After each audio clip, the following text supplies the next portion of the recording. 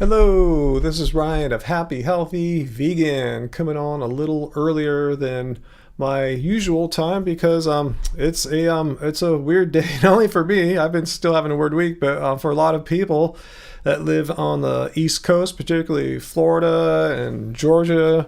And I just wanted to come on a little early to see if people are here, if you're okay, how things might have affected you. And I saw a few of you guys checking in already. Like I know Fu Man Poo, I thought you lived like out in like Key West or something, just kind of exposed out in the water there. But fortunately, storm didn't really come too close to you guys. But you said you did have some flooding, but I'm glad to hear that Fu Man Poo is okay.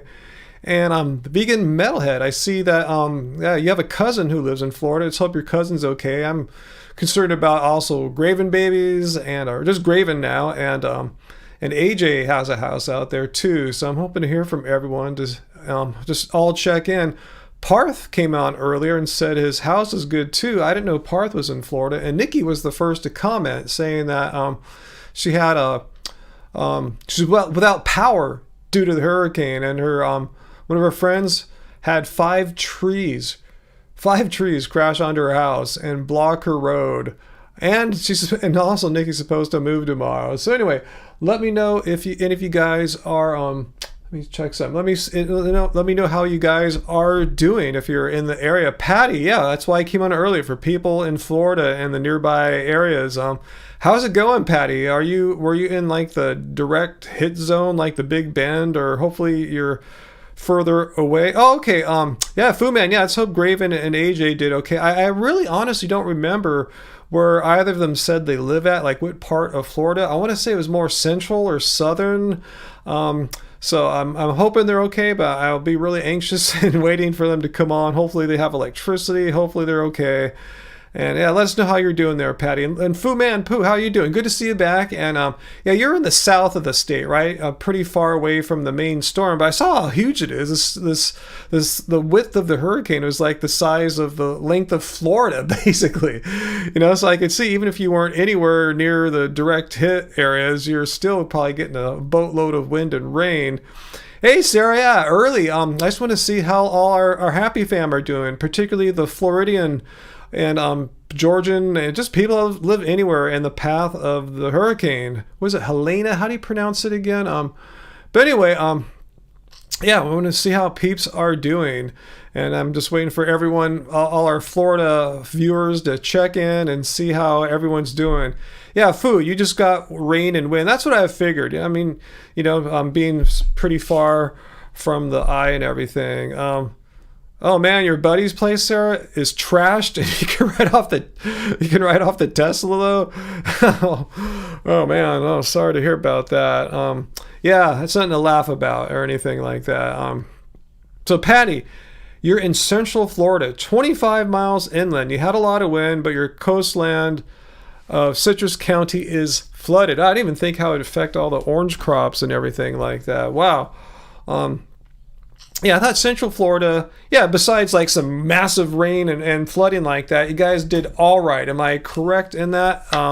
Because, I'm not trying to like take the tension away and look at me, but I remember it was like a year ago, Southern California had a rare Category 1 hurricane. It became just a tropical storm by the time it actually crossed the Mexican border, but it hit the not too far away from here in Mexico is Category 1. What I'm trying to say, even tropical storm force winds are crazy. We had a crazy amount of rain, crazy amount of wind. I can't imagine having a Category 1, 2, 3, or God forbid a 4 and being by the ocean with the storm surge. That seems probably the worst thing about it. And 120 mile an hour winds aren't anything to laugh at either.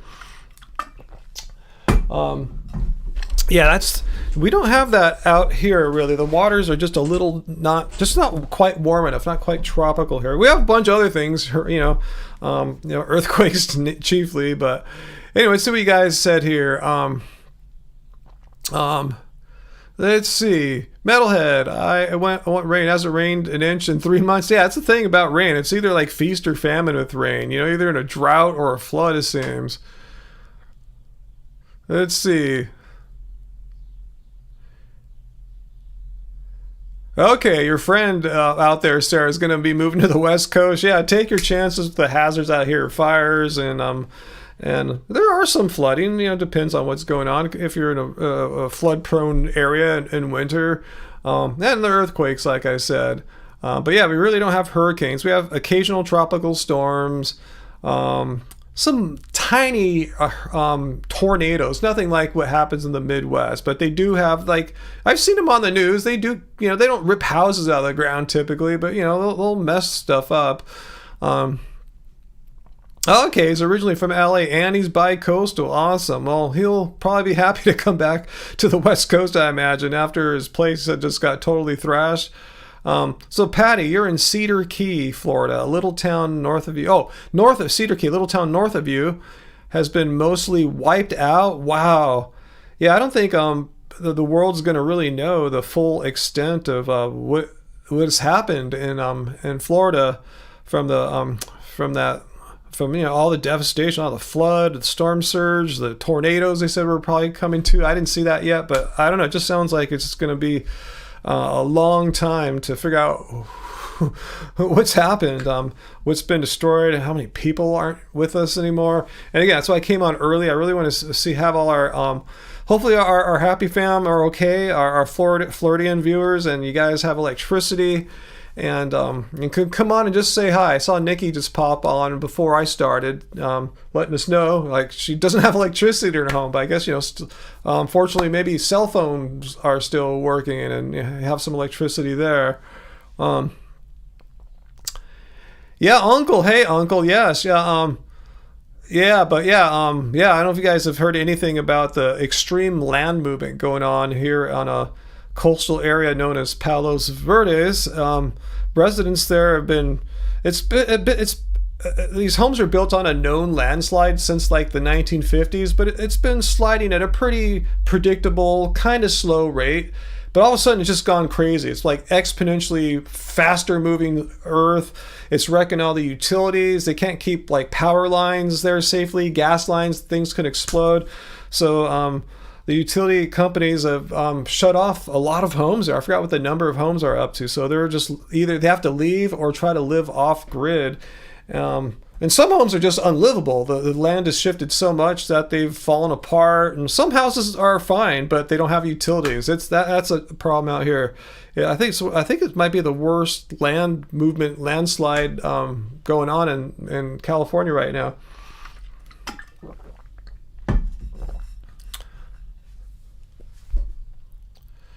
Oh, right on, Sarah. Heading to California in a couple days.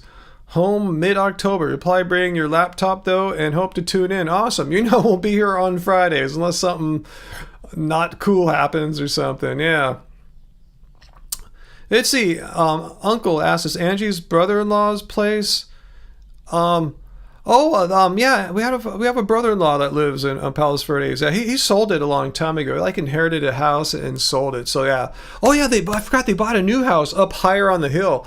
I think they're okay. I think the main landslides are happening further down and off to a different direction. Even though their house is fine, but they have this little extra house, like a what are those called? ADUs, accessory dwelling unit type homes, and that one's kind of crooked, like the ground. You can feel you're not walking on level ground, so there probably is some shifting going on there.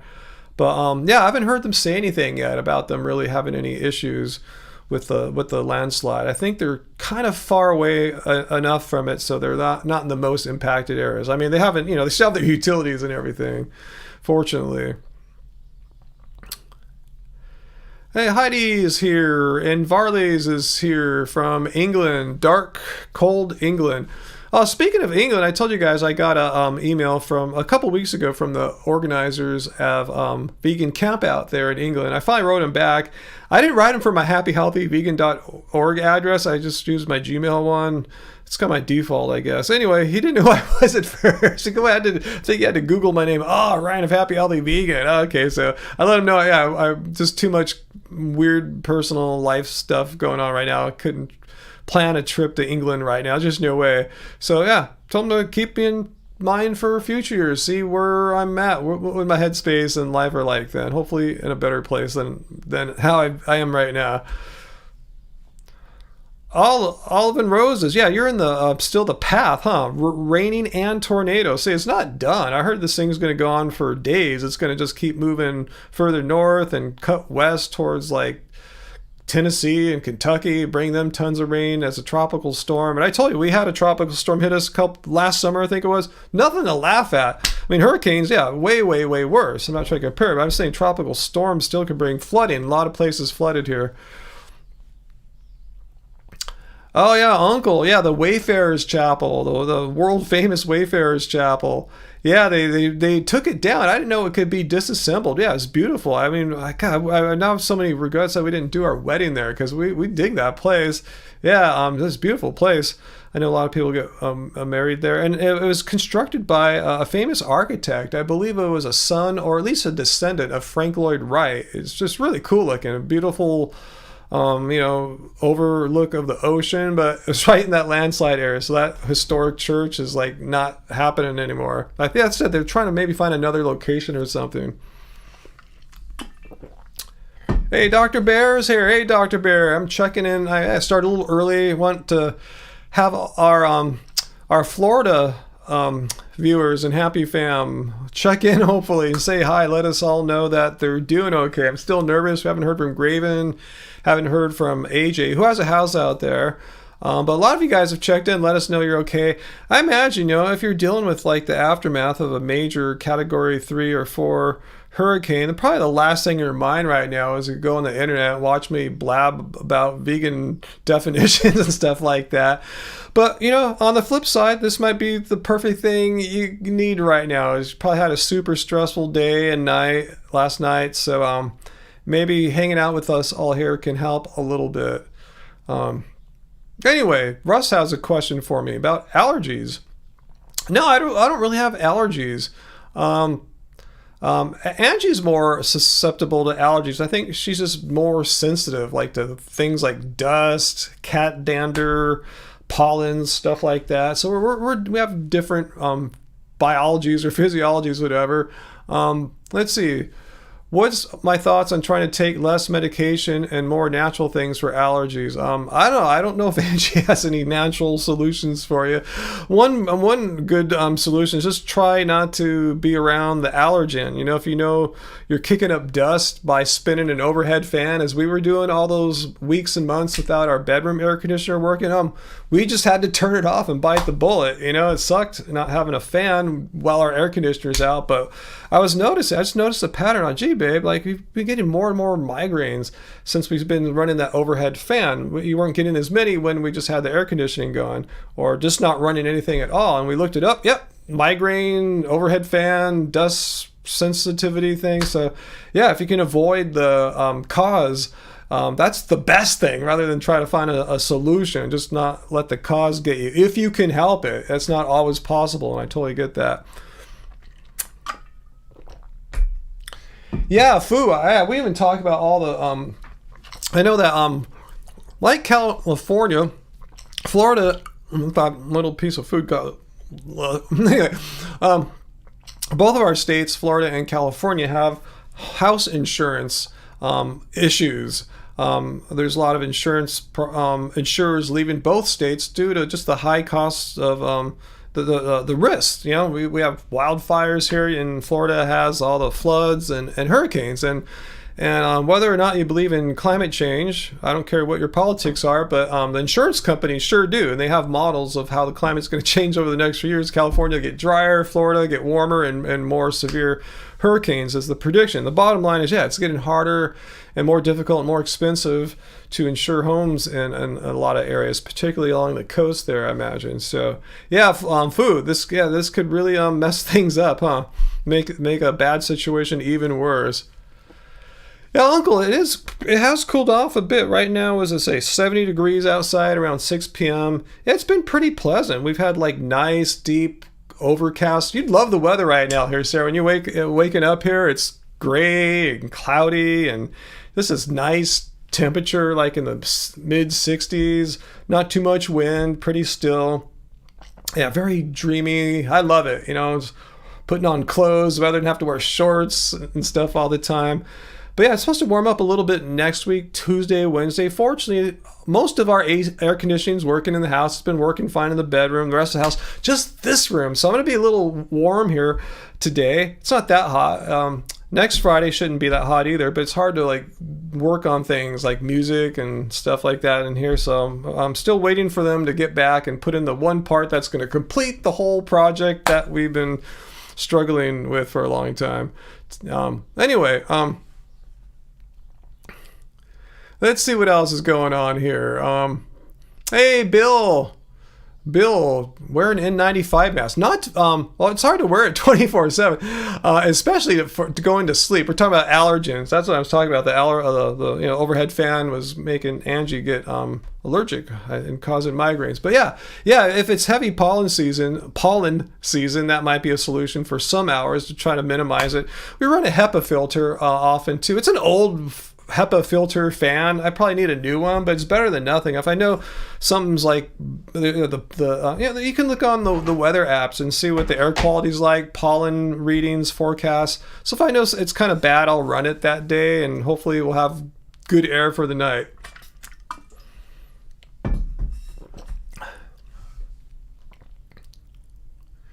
Wow, Vegan Animal Defender 269. I don't know if we have any people that you're asking that question to, but if anyone wants to respond to it, go for it. Anyway, yeah, Dr. Bear, that's a great point, that insurance companies know climate change is real. Yeah, insurance companies don't F around. You know, their whole business is to not lose money, to make money. So they're not blinded by I don't know, just like conspiracy theories or misinformation. They look at the actual real data. Their whole business is data. It's statistics, it's number crunching, it's probability theories, and those things are informed by science and evidence rather than magic or what I'm saying, fiction. So they have to be grounded in the real world. And you're not going to meet too many climate change deniers in the that, at least the ones that run all the models in the house insurance business. And same with car driving. It's all, I mean, they're not connected to climate change, but yeah, it's all statistics, probabilities, your age, where you live, how many miles you drive. They calculate what's the likelihood of you getting in an accident, how much will it cost to fix it, and that's how prices get established.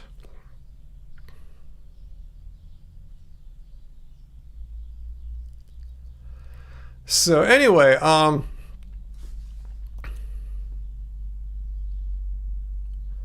let's see. Russ L. Speaking of climate change, what are my thoughts of people I respect and are climate activists not being vegan, like Bill and I?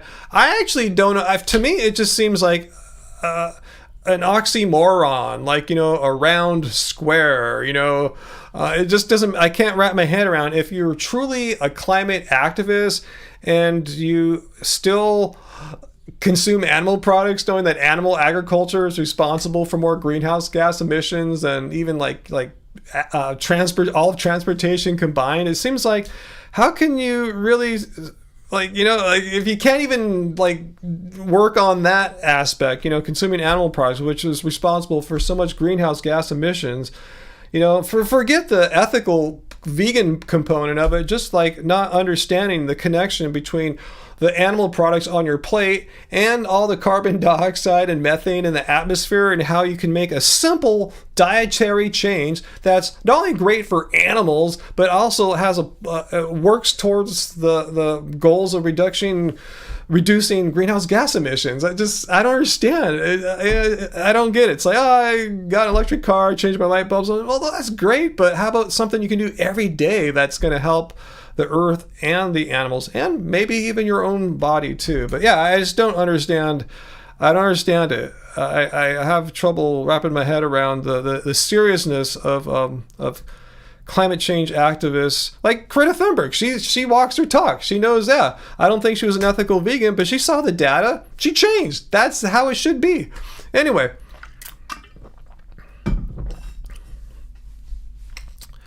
Graven's here? Let me see. Graven, we've been talking about you. We've been concerned about all of our Florida viewers. So let's see, you're in inland central Florida. That's what I had thought. I thought you were kind of like not too far from Orlando-ish, sort of, right?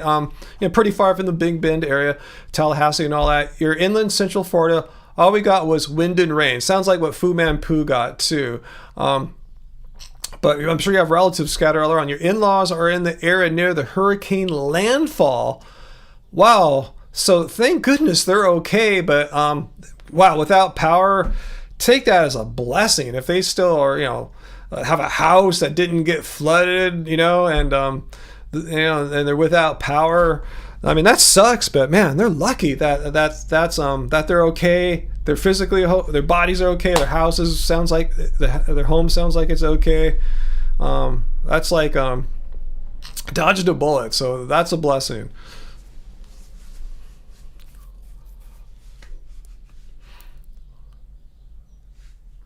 Yeah, Dr. Bear, it's way easier to give up like eating meat than giving up like your car or driving or something. And Nikki, is Nikki here too? Nikki, Nikki, you're safe. Just no power and moving tomorrow. So stressed. Thanks for asking. I've been worried about it. Thanks for you're the first one to check in. I didn't fully remember, Nikki, that you were in Florida. And Parth checked in too and said Parth, are you in Florida, or are we just commenting that my house is okay too, but you don't live in Florida? Let us know, Parth, because I didn't know that we had so many Floridian viewers.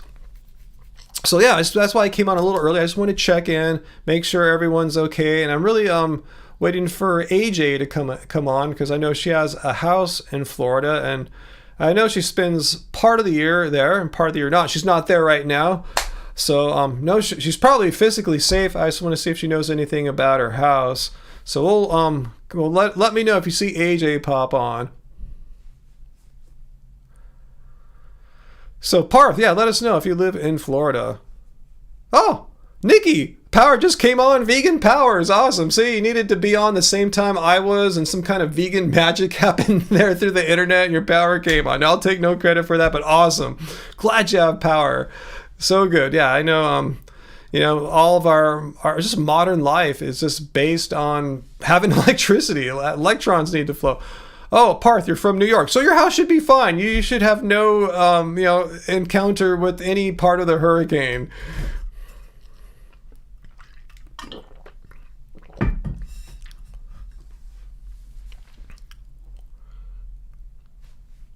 Let's see, Anthony M. You've had some dental issues, 9 years vegan, 32 years old.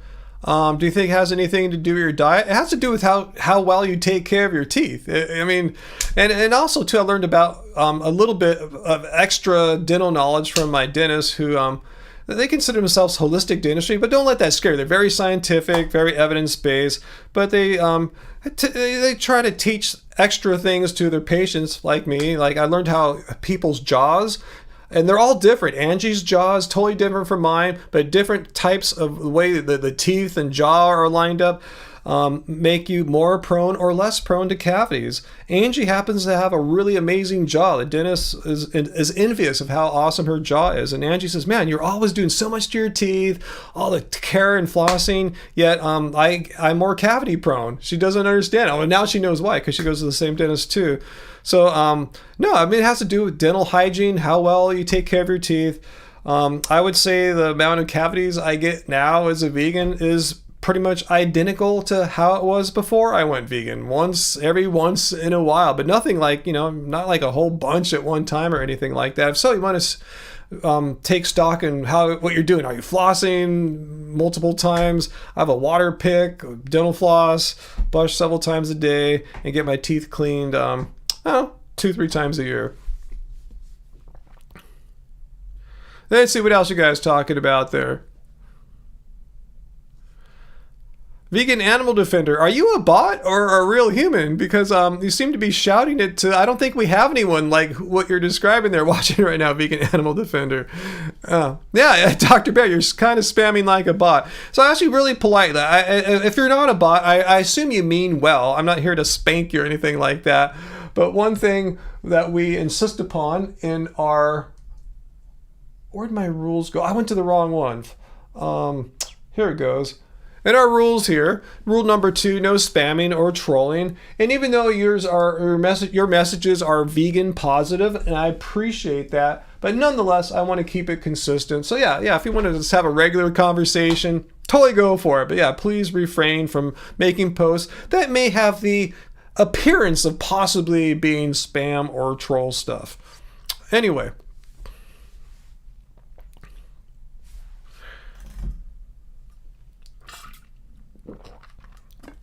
Graven, yeah, close to Tampa or in Orlando. I've never been to Florida, but yeah, I know they're kind of in the central part of the state there. That's what I thought. Parth. Okay, I'm glad you liked our tips there, Anthony. I really doubt it has anything to do with diet. I mean, let me add this one extra thing there, and I'll answer Parth's question the best as I can.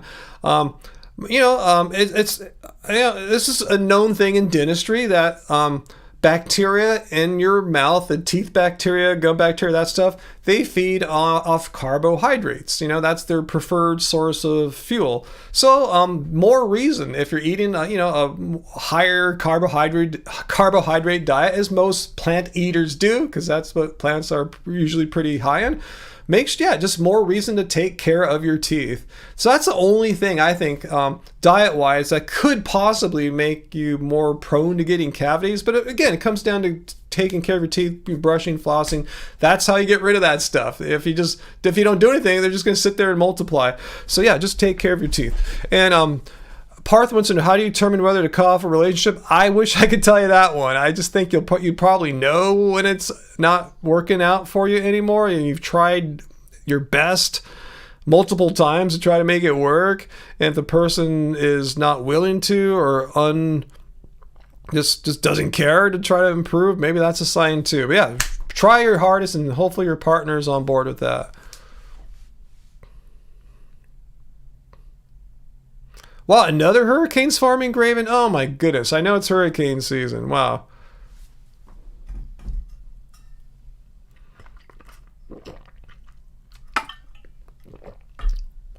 Okay, see what else you guys are asking about here.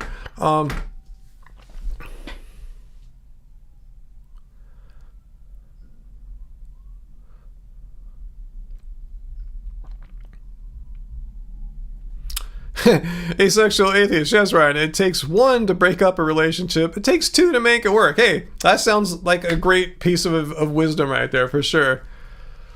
Naranjan, is it worth convincing family or friends? I mean, you can't force someone to be vegan, right? Remember, it's a belief. I guess you could in some way maybe force people to eat only plants, but that doesn't make them vegan. But you could tell them the great benefits of eating a plant-based diet. Tell them, chiefly do it so animals don't need to die. Well, there's plenty of plants.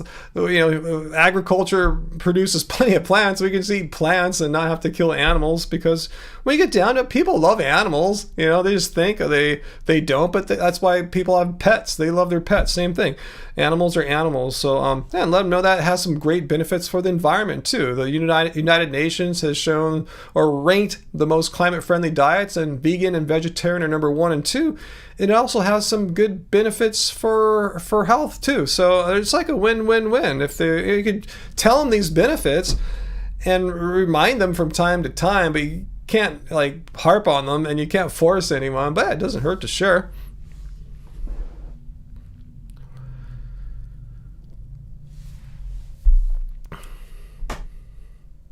Wow, Vegan Metalhead raised over $100 for homelessness so far. Awesome, good for you.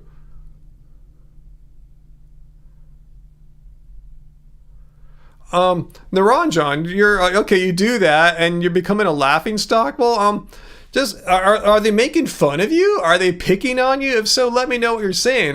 Then we could try to direct your conversations with them. They shouldn't pick on you. Say, hey, if they are picking on you, say, hey, I'm vegan. It's a personal choice I made. So why? Just because I'm doing something differently from you do, and what I'm doing might I don't know, trigger you for some reason that's not me? Why are you being a bigot to me, or why are you being unkind to me because of a personal decision I made that doesn't really have any effect on you, really? Just ask them why they're picking on you unfairly. Like, ask them, do you like single out other marginalized minority people and stuff and pick on them? Because vegans are a minority of people.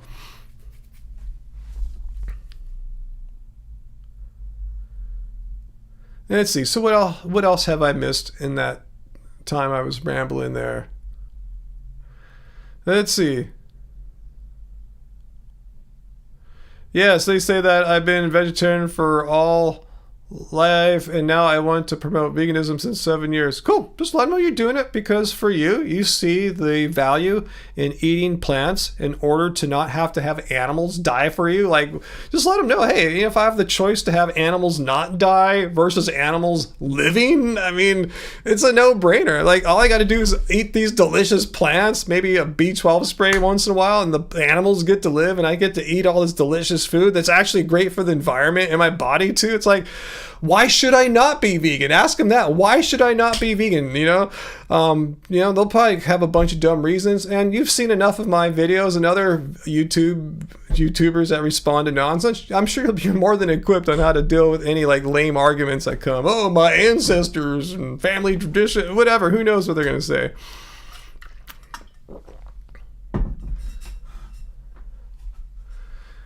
Yeah, why is Naranjan? I think it's because he has the check mark, right? Do you have a bigger channel, Naranjan? I think that's it. I think if you have, you guys can click it and follow through for me right now. I think if you have meet certain requirements, I think you need over like 100,000 subscribers or something like that, and you can get a blue check. Like if I went on to someone else's live stream right now as Happy Healthy Vegan, my name would have not a blue check, that's Twitter or X, yeah. You would have this gray check that Naranjan has. So let me know if that's right, Naranjan. Are you a YouTuber with a decent sized channel? Yeah, official channel. Sarah, thank you. I haven't been on too many other YouTubers' live streams as Happy Healthy Vegan in quite a while. He has 100 subscribers? Oh, okay, you're old. Google, when they bought YouTube, they gave me check marks for people who verify themselves. Verify as an email address is verified. Interesting. You used to have some old backdoor verification. Okay, awesome. Well, thanks for sharing that. Okay.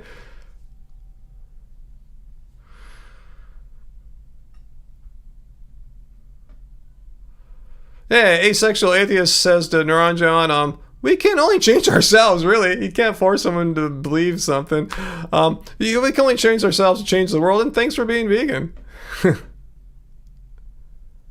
He says he's old. You heard you guys, Dr. Barry, and everything. He's explained what's going on. He has an old pre-Google YouTube account. And all he had to verify was like his email address. That's all they wanted back then. But I guess now they want channels to not get impersonated, because Lord knows we've seen many people come in here to pretending they were some YouTube person that they weren't. So it's good to know, that there's some kind of verification here.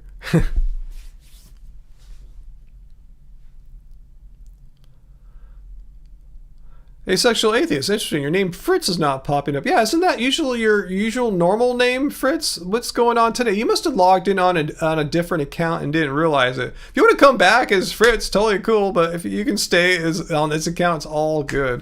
Man, I'm starting to get warm. I wish the AC was working in this room now. Damn. Yeah, well, you're Fritz. Yeah, Sarah's like me. Like, oh, you're Fritz? Really? Hey, James. We're doing fine here. Having a little live stream.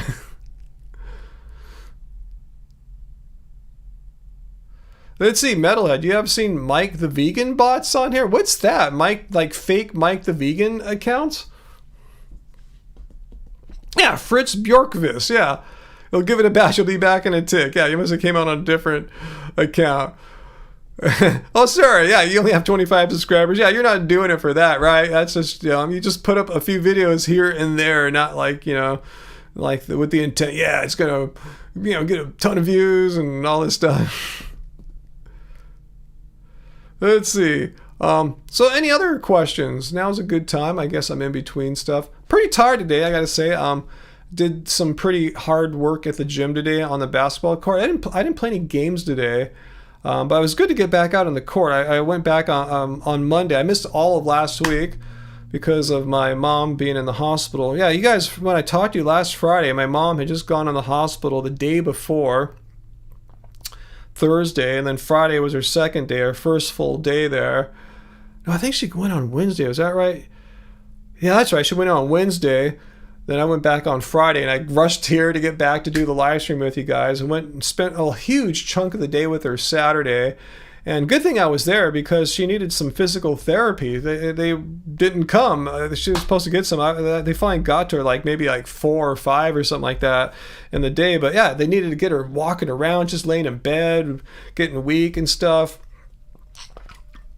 And the therapist said, man, yeah, she's got some work to do. He said that she'd probably have to go to a rehab facility before coming home. And that scared the hell out of my mom, because she went to one before after some prior heart surgery a few years back, and she hated that place. So Sunday, when the therapist came back, she used all her willpower to get up and walk around a little bit and stuff, using, not on her own, using a pusher thing or roller, whatever they're called. And they let her go home that night. So it's been tough, tough for her to get out of bed, because she has, I forgot, 3 or 4 cracked or fractured ribs or something like that. I read through her doctor's reports online. It didn't say how many, but her caregiver saw the x-ray, and there was more than 1 cracked rib. So if any of you guys ever had a cracked rib, I never have, but I heard it's really painful and they heal very slowly. And when you're old, things heal even more slowly. My poor mom, really, she's been through a lot this year, and there's some other family problems going on too right now. It's been it's been the worst summer of my life, possibly. It's up there. And now we're in autumn, and things haven't changed yet. But at least she's home. She's doing good. She's getting better. And thanks for all the good wishes last week, guys. You guys really helped me keep positive as much as I could last week. And yeah, I'm still kind of down. I'm just sharing with you guys where I'm at right now. There's a lot of stuff dealing with right now. And anyway, that's life. It's a rough spot, and hopefully things will end up being better soon. So I'm staying positive. But yeah, your cult leader you're probably the most bummed I've been the entire time you guys have ever, since I've started this YouTube channel. It's probably the most uncool, unchilled stretch of time. But anyway, yes, but enough about me moaning. I can't complain. People lost their lives, their homes, their cars in Florida last night and this morning. So, I don't have any reason to complain. Yeah, Uncle, I'm gonna go visit her again this weekend, help her out, and keep her positive, because she's been bummed too. I guess I've read that, when there's a social network of mental health. If a certain percentage of people in your social network are having a rough time, odds are you probably are too. It all kind of flows. So yeah, thanks guys. Thanks for your prayers. She is getting better. We just have some, got to get her to heal up. I'm going to peel the bandage. She had a tube going into her chest, guys. I tell you, she had some complications from the broken ribs. Apparently when she cracked her ribs, some fluid or blood or something got in her lungs, and they had to keep doing x-rays, and the tube was to suck it out. It's just anyway, I'm going to take the bandage for that off tomorrow for her, and hopefully she'll be feeling a little better. Yeah, Heidi, I can still have my feelings, and yeah, I'm a human being. I have the full range of emotions and feelings, even though I try to put on, I'm this chill dude, and I'm a chill guy, but even when you're chill and trying to not have trouble happen to you, trouble finds its way to you, and that's just called life. No one could live in a permanent state of everything's working great. It just doesn't work like that. Anyway, Fritz is back as Fritz, so we know all is right with the world right now.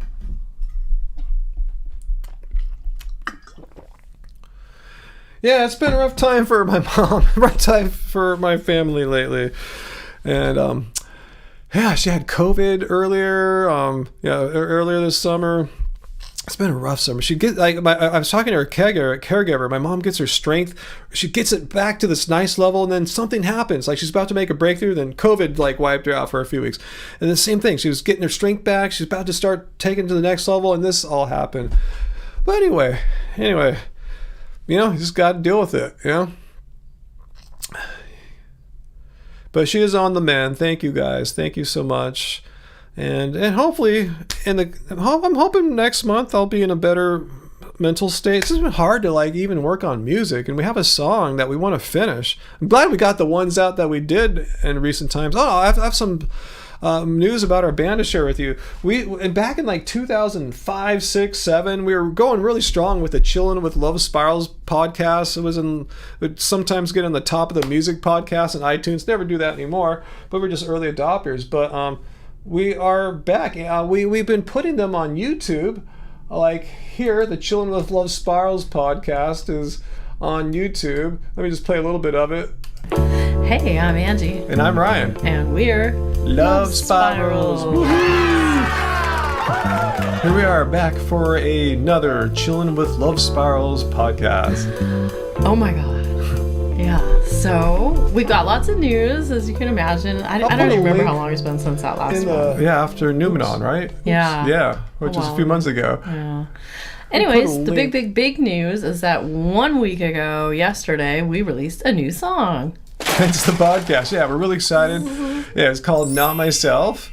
And that strangely is recorded. If you listen to podcasts or listen to podcasts and on the traditional services like Spotify, YouTube, and stuff like that.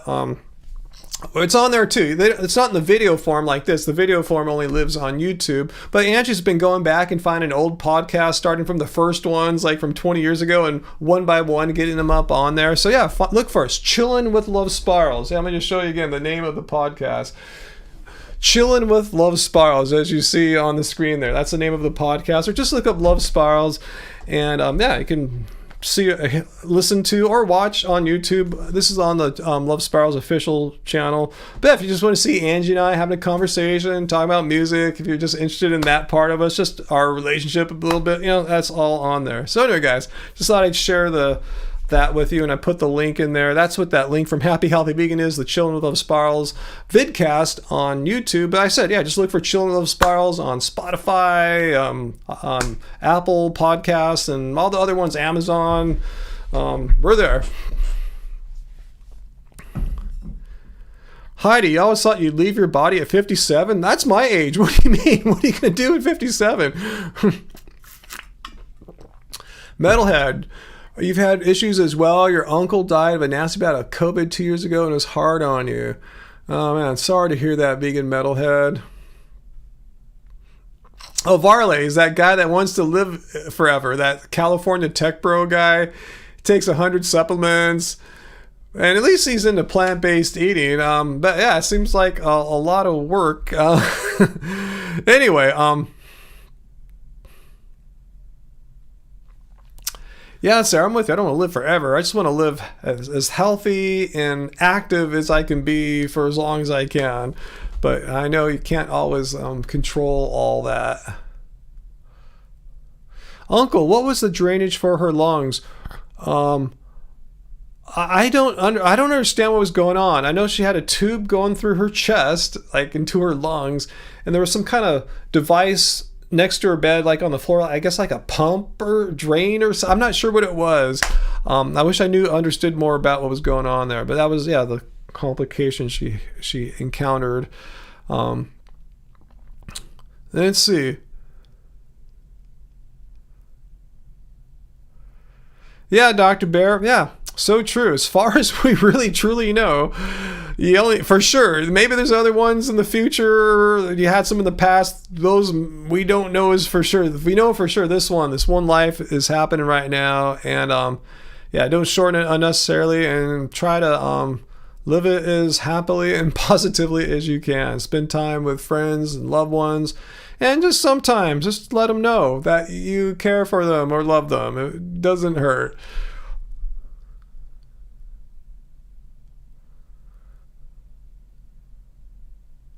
So anyway,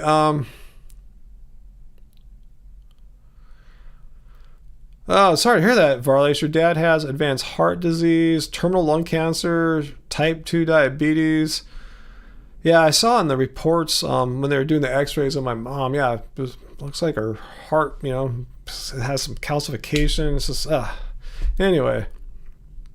Yeah, 57's right around the corner. This is 57, guys. You're looking at 57 right here. See, it doesn't have to be that scary. I know a lot of you younger folks think, 57. You're thinking, oh, man, it's like horrible. You're going to barely be able to walk. And this is 57. I mean, I played basketball, workout, I'm doing all right. I still try to have a life of sorts. It's not as bad as it has to be. Yeah, you can be 57 and live like you're 77 if you want, but you don't have to.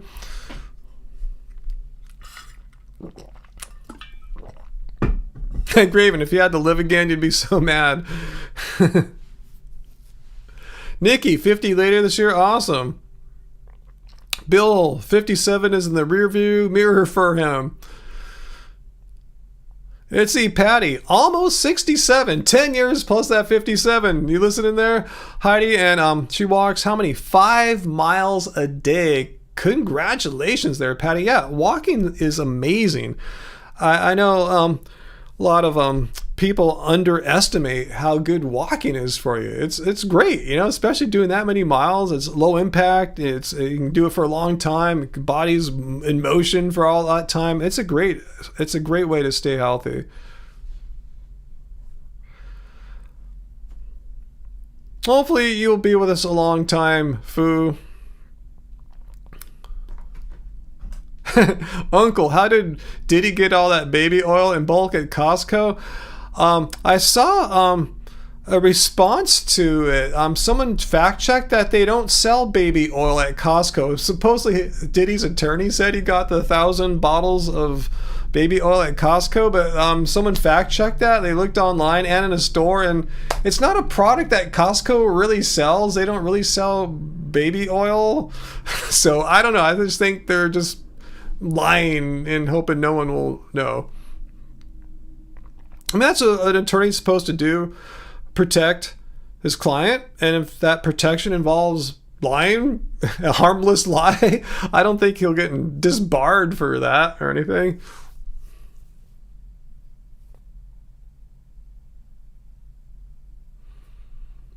A 1,000 bottles of baby oil. Why? Because he sounds like a freak. That's why.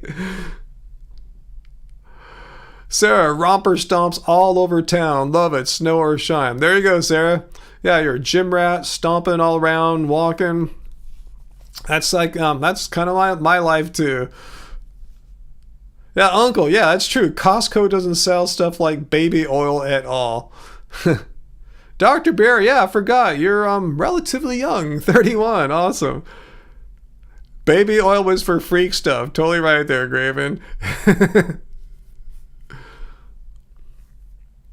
Heidi, you love walking too. Walking's awesome. Yeah, I like to try to, if I don't go to the gym or work out in the garage, doing resistance training, I like to do some kind of walk. That's why I started going to coffee places with Angie, so we can get a nice little walk, about like a mile round trip if we go to the further one. It's cool. I don't go to Costco, Anthony. I don't have a Costco card or anything, so I don't have any Costco hauls to share with you guys. Yeah, Boston is a good walking city, huh? If you live in the core of Boston, yeah, cute, compact city. Yeah, you can walk all over. Graven, I didn't think you used baby oil for freak stuff anymore. Move the lion 13,000 steps a day at work. Damn. Wow, is that true, Fu Man? Is that what was going on in that freaky scene there? Wow. Uncle, was that the Who that said don't trust anyone over 30 or something like that? Hey, it was just a song. It was art. I don't think they really meant that, If so, that lyric didn't age too well, huh? You go every other week, Dr. Bear, to Costco, and Costco's are huge, right? So I imagine probably get some good exercise, some good steps walking around a giant store like that. Yeah, I've never got a card or anything like that. I should go sometime. I know my mom's got a card. Maybe I'll check it out sometime.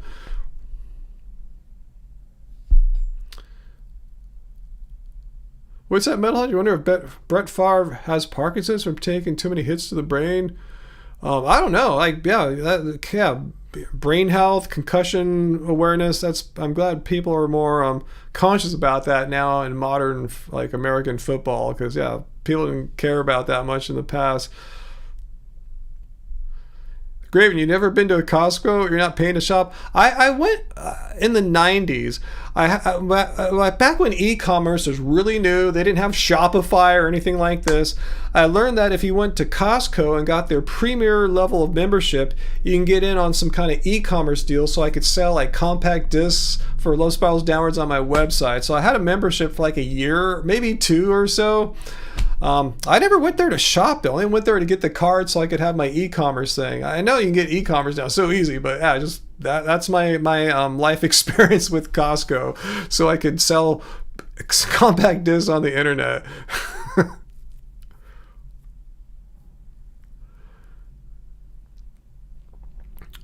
Let's see. Dr. Bear, you and Mr. Bear don't plan to have children? If we did, we wouldn't let them play American football.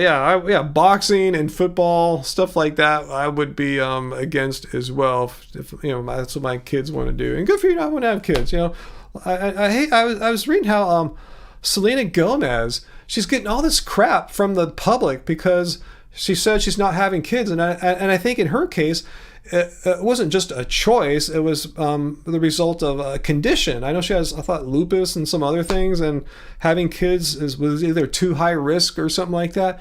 And people are being such a-holes. Why do people feel it's their right to say mean and hateful things about a person's very private and personal choice, and she shared it with the world, and unfortunately that's the kind of hate you get. Why are people so concerned whether or not another person procreates or not? Why? How does it affect them? Why does it bother them? How is it of any importance or significance, these people that complain about it? How come we don't have the free choice as adult individuals in a free country?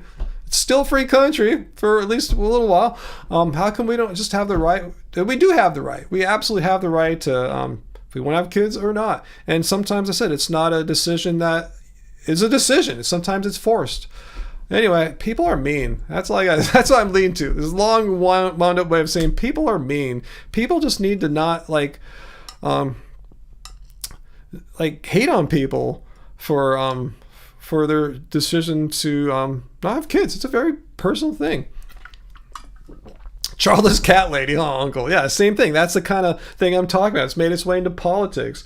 Yeah, are they harassing dudes like me, childless cat dads too? If not, why are they picking on women for? Graven, yeah, your kids don't want kids. He thought, thank God, this place is rotten. Sarah, I don't even have plants, no living things to care for. Awesome. Yeah, even having pets is a huge responsibility. No more pets for me after these pets. And children are exponentially way more of a responsibility and financial responsibility. I just couldn't do it.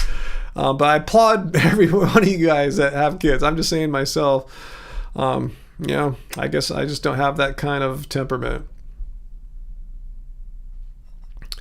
Anyway, so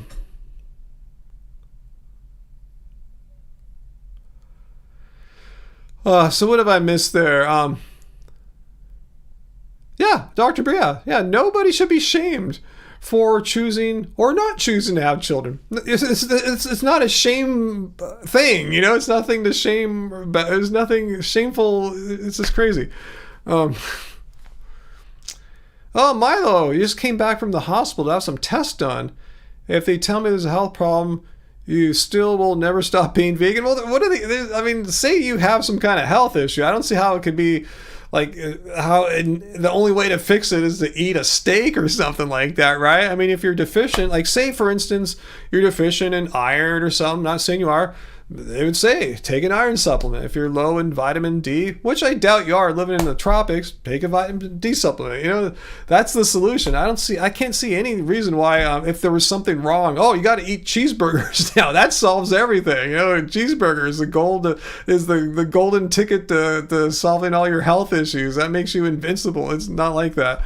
Anyway, I wish you the best, though, Milo. I'm not trying to make fun of it. I'm just trying to make fun if that's something that a doctor would say or something. Fu Man Poo, you're joking, huh? Probably about both. What's that, Uncle? Maybe Angie could do an Angie's Friends video with JoJo and Bodhi. I don't know. You know, it's the kind of thing. Like, people attack you if you have cats, believe it or not. Like, oh, you're vegan, you have cats, and they give you a bunch of shit. So probably not, you know. Angie doesn't need to be attacked by mean people. I don't need to be. No one needs to be attacked by mean people. Selena Gomez doesn't need to be attacked by mean people because she doesn't want to have kids. It's her choice. It's a free country. It's her body. It's her brain. Her mind. She can make her own decisions.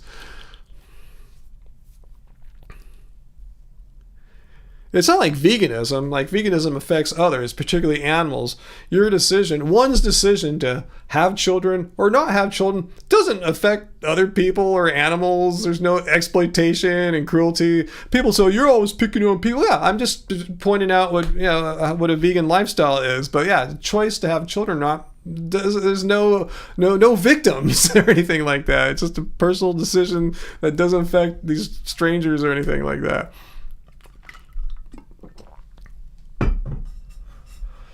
Fu Man Poo, no, you have changed. You've seen the light now. We need dictatorship to cleanse us. Yeah, that'll fix everything, huh, Fu Man Poo?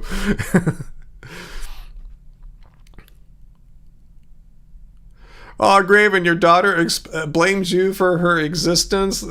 You brought her into the world. Hopefully she's being a little smart ass there for you. It's a funny thing to say, even though there's some truth to it, right? Let's see.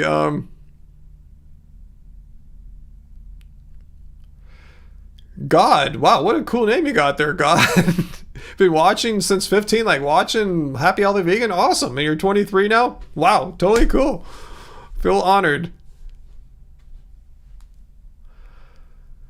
Let's see. That's good, Jay. You like being nice. Yeah, I prefer nice people too, because, you know, mean people suck.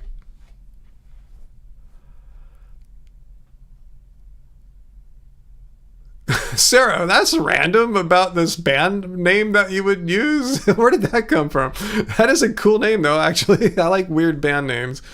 Not for myself, not for any of my bands. I just, as a person that has been in many bands over his life, if a lot of us that have that attribute appreciate and often come up with weird band names. Angie knows I've probably, hardly a week goes by where I don't say, yeah, that'd be a great band name, and I'm not serious. Let's see, Dr. Bear, my last video, yeah, about that, what's her name? I remember her last name was Joe, but anyway, I forgot her first name. Anyway, Cassie, in your last video, the ex-vegan story again was about a personal journey. Yeah, it was that kind of thing too. It wasn't... Yeah, it's that thing where veganism really isn't this journey you go on. Even though I say it sometimes, like we're all in different parts of our vegan journey, I don't mean that quite so literally.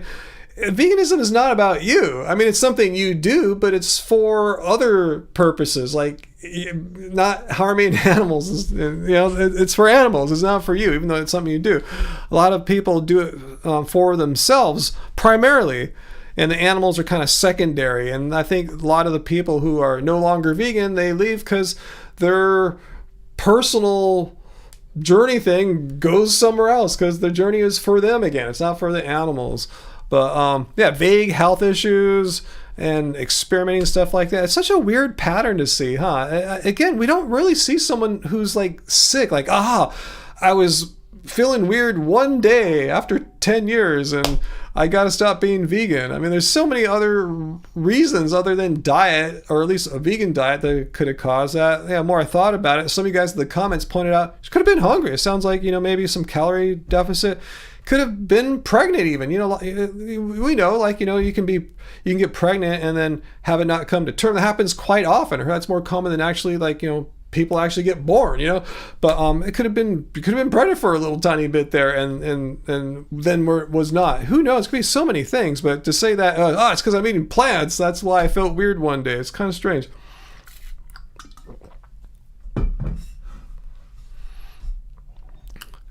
So anyway, what's that, Jay? We don't need animals to live? Wait, what are you saying? I don't understand what that means. What do you mean we don't need animals to live? You want them to die? I'm not sure what you're trying to say. Yeah, Heidi. Yeah, I agree with Sarah. Very true. Yeah, Heidi said, I think having kids and families is beautiful. Absolutely. I think it's beautiful too. But here's the big but. It's not everyone is in a good situation for having them. And I'll add to that, not everyone has the desire to go down that road for a variety of reasons. Yeah. Hey, Dr. Bear has renewed her membership. 28 months. Wow. Hardcore. Thank you, Dr. Bear. I wish we would hear a new argument / excuse from ex-vegans. Yeah, it's kind of getting a little boring, huh? It's kind of the same. Which one are they? There's like maybe 5 archetypes of categories of ex-vegan types, the raw ones, the ones on this health journey or something like that, listening to the body, intuitive eating, those are just 2 right there, but anyway, they always have the same story. I wish they would at least be more creative. Yeah, we do appreciate some creativity, huh? We see like, wow, I've never heard that one before. Hey, Metalhead, you renewed your membership too. Giant Fetus is taking pat him. No, let's not go down that road there.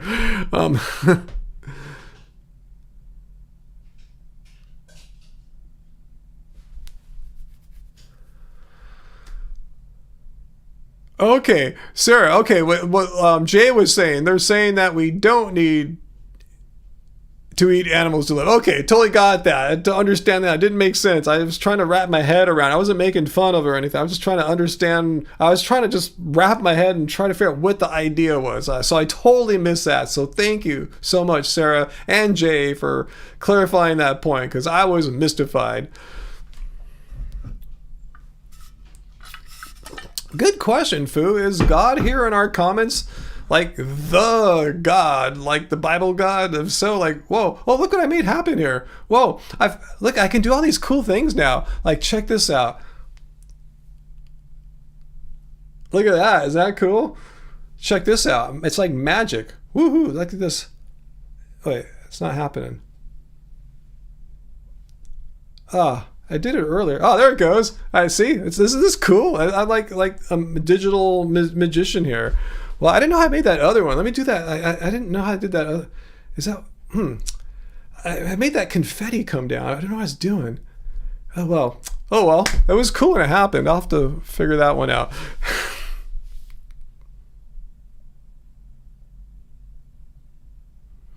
Oh, Sarah, you went and saw some music. Crowded House. I remember them. Yeah, you saw them Sunday. 3rd row. Awesome. Yeah, we saw at the Wiltern Theater a couple weeks ago, one of our favorite bands from Korea. Not a K-pop band, mind, just like a Korean underground, K-indie, not underground, but independent band. That was really fun. So cool, yeah. We still go out a little bit. You can be in your 50s like Sarah and me and Angie, and life ain't over. You still enjoy music. You can even make music, Life's not over. Was it Heidi that was worried about becoming 57? Life still can be all right.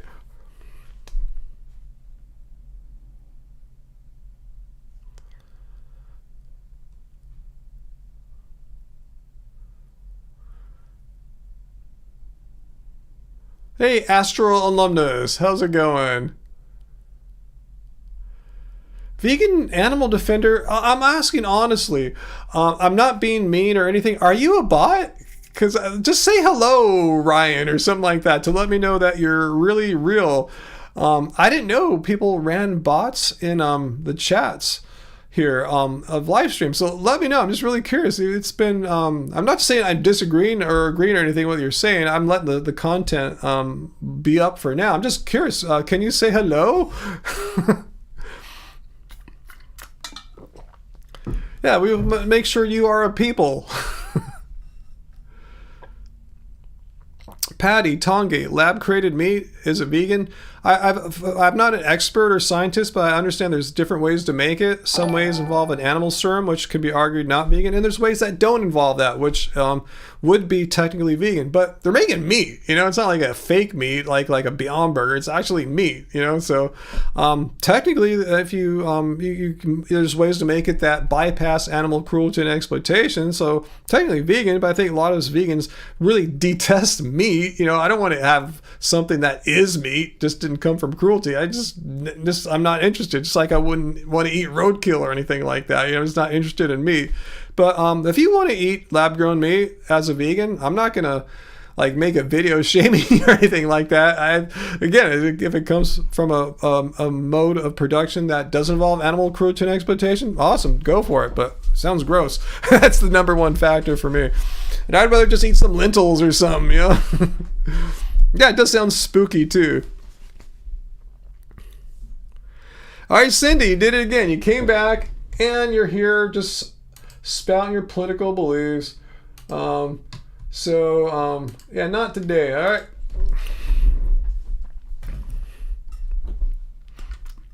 All right, vegan animal defender. You are an actual real human being with passion. I applaud that. I just wanted to fact check or fact find, I should say, to see if you were indeed a human or not. So I'm convinced that you are a human. You have satisfied that curiosity of mine.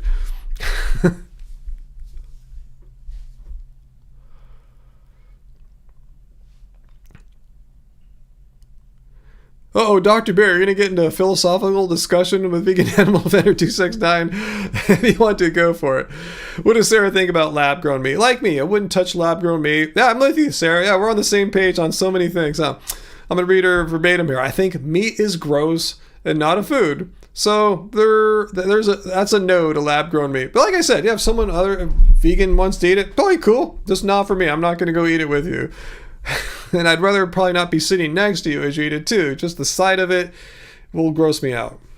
I tell you, meat is like poop. When I see meat, I don't go, I've been abstaining from this delicious thing for so long and I wish I could eat it, but I can't because I'm vegan. No, it's like I see it's gross. It makes me want to hurl. Makes me just feel like it's like poop. I have a gag reaction. It's not a positive reaction. Yep, dating animals is definitely weird, Sarah, especially if you are a human. Uncle, AI would still answer me? Oh, so you're saying that that the person I suspect of being a bot could actually be an AI and a bot, because an AI could pose as a bot, and then when need be, use the generative AI capabilities to give the impression that I'm speaking with a sentient human. So I see what you're saying, Uncle. So we can't tell for sure if Vegan Animal Defender 269 is sentient human or a non-sentient AI of some kind. But I'm going with my gut. I think Vegan Animal Defender is a flesh and blood human.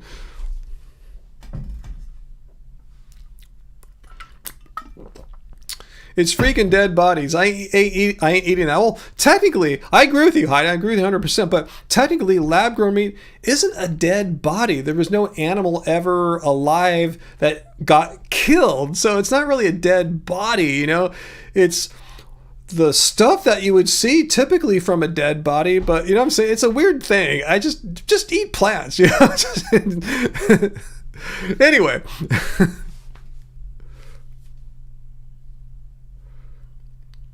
And there is that argument that Vegan Animal Defender 269 rightly points out that even if you're eating lab-grown meat and it didn't come from animal cruelty and exploitation, you're still, I'm going to read what you said here, reinforces the idea that animals are products or that animals are something that should be consumed regularly. It's just a normal food item. So it does reinforce that. That being said, there's a counter argument counter argument to that vegan animal defender 269. The counter argument is this: if eating the amount of meat eaten by people stayed the same. However, let's just assume that, like, the demand stays the same. However, if people shifted their eating towards the lab-grown meat, there would be that many fewer corresponding animals that would be raised to be killed, because there would be less demand for the animal flesh because the humans were eating the lab-grown flesh. So it could be argued it would actually bring a reduction in the amount of animals actually being exploited and killed. I know I'm not a harm reductionist per se, but it is something to consider. I'm not saying what the right answer is, but it's not a black and white answer if you want to look at it in terms of what is best for animals. It's hard to say because you can argue it from both sides there. And both sides have good points.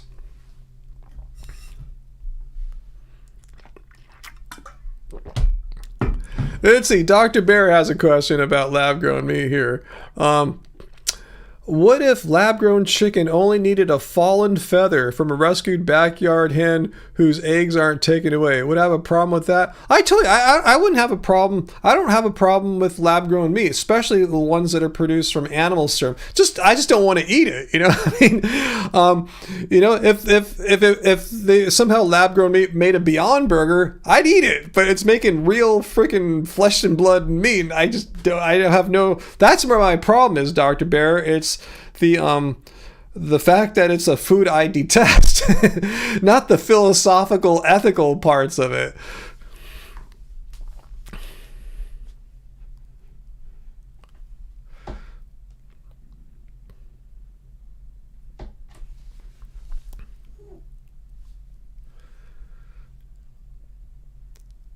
Okay, Dr. Bear, let's see if you understand or what I thought there. Agree.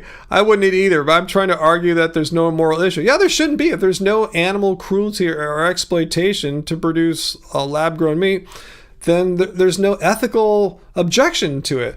But there could be personal objections, taste objections, not wanting to gag and vomit objections, stuff like that. But the ethical objections should be just pretty much gone if it could be produced without animal cruelty and exploitation.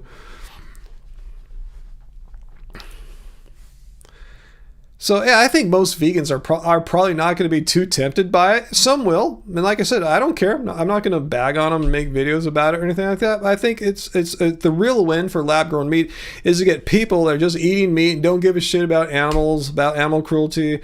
And if you get them eating lab-grown meat instead, I think that is the win right there, because you would think that eventually the demand for breeding animals into existence to slaughter them for as meat, that would go down. AJ Vintage, we've been thinking about you and all our Floridian and Florida related people all evening. I even came on a little early to try to touch base with everyone. What's up, AJ? I know that you live between two states and you haven't been in Florida recently, right? Do you know if your house is okay? I don't think, if I remember right, you were in the area of like the impact area, the Big Bend, Tallahassee, that path. Let me know how's it going, AJ? Because so far everyone that's checked in, like say Graven, Fu Man Poo, Nikki, and who was the other? I forgot your name. I forgot you checked with Patty. You guys told me everything's okay. So AJ, we're waiting to hear what's going on. I hope it's good news. Okay, your house is okay. I knew you're still up in New York, but I'm glad I wasn't sure if you'd be able to find out anything about your house.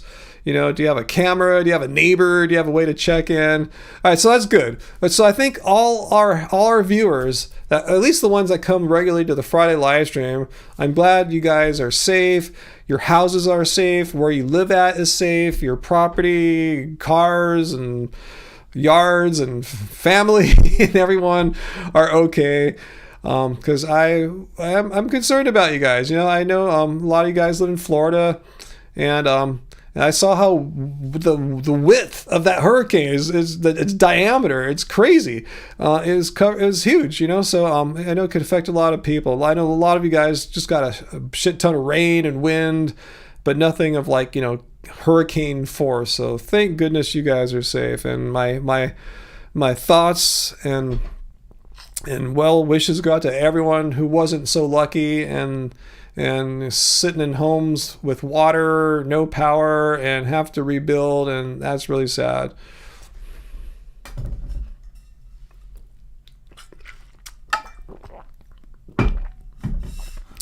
That's a nice way to put it, vegan animal defender. Yeah, don't look at animals as resources or property or just some things that have no rights and, oh, I could do whatever I want to. It's not like that. Yeah.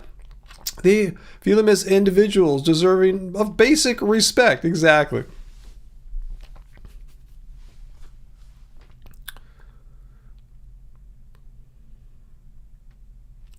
GGP 89. Remember when I saw Teotihuacan with Lycia?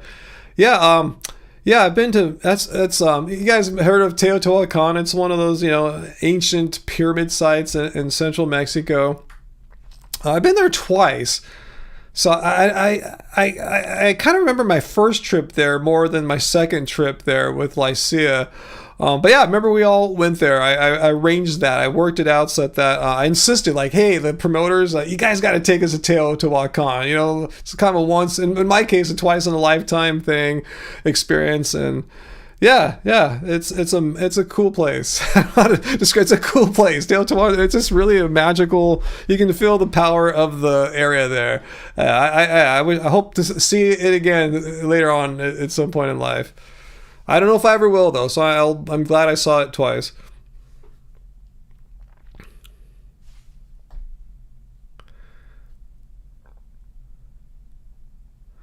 Milo, play Tallahassee Lassie by the Rolling Stones. I don't know that song. And Like a Hurricane. Like a Hurricane, to really make it work, you really need like two musicians. You got to have the melody on top of those descending chords, so it would be kind of boring without that. Anyway,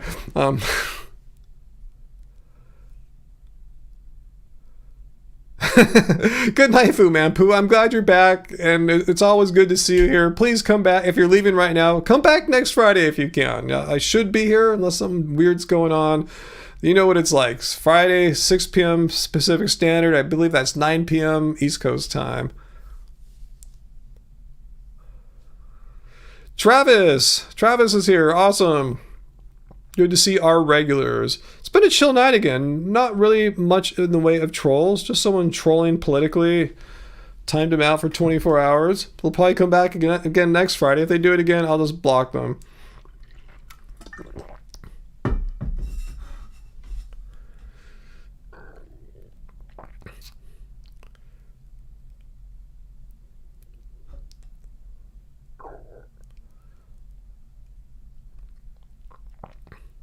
Let's see.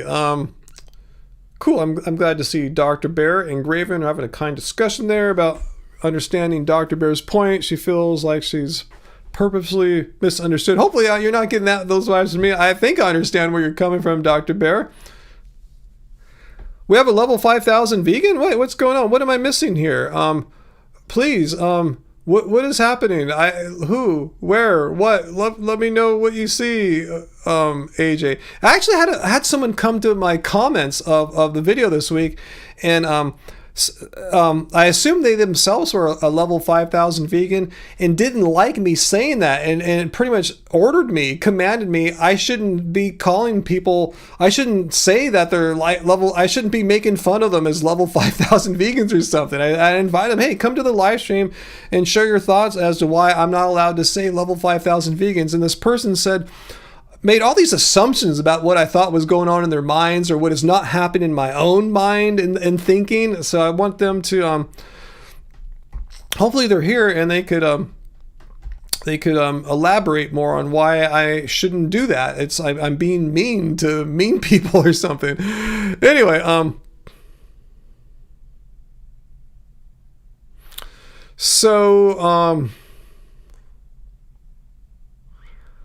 let's see.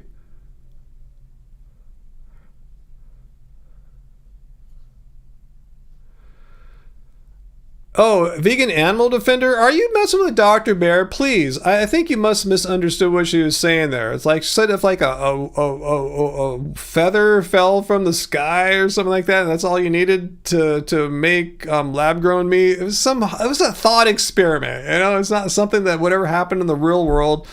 Thought experiments are fine. There's nothing wrong with them. It's nice to just go through a thought experiment and see where you come out at the end of it. But at the end of the day, Dr. Bear is an ethical vegan.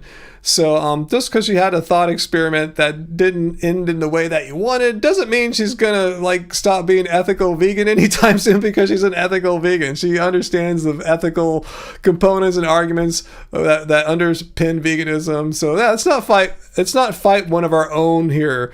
Okay, anyone that's fighting Dr. Bear, please just stop. Okay, we can have some diversity of our opinions while all still being solidly 100% ethical vegans.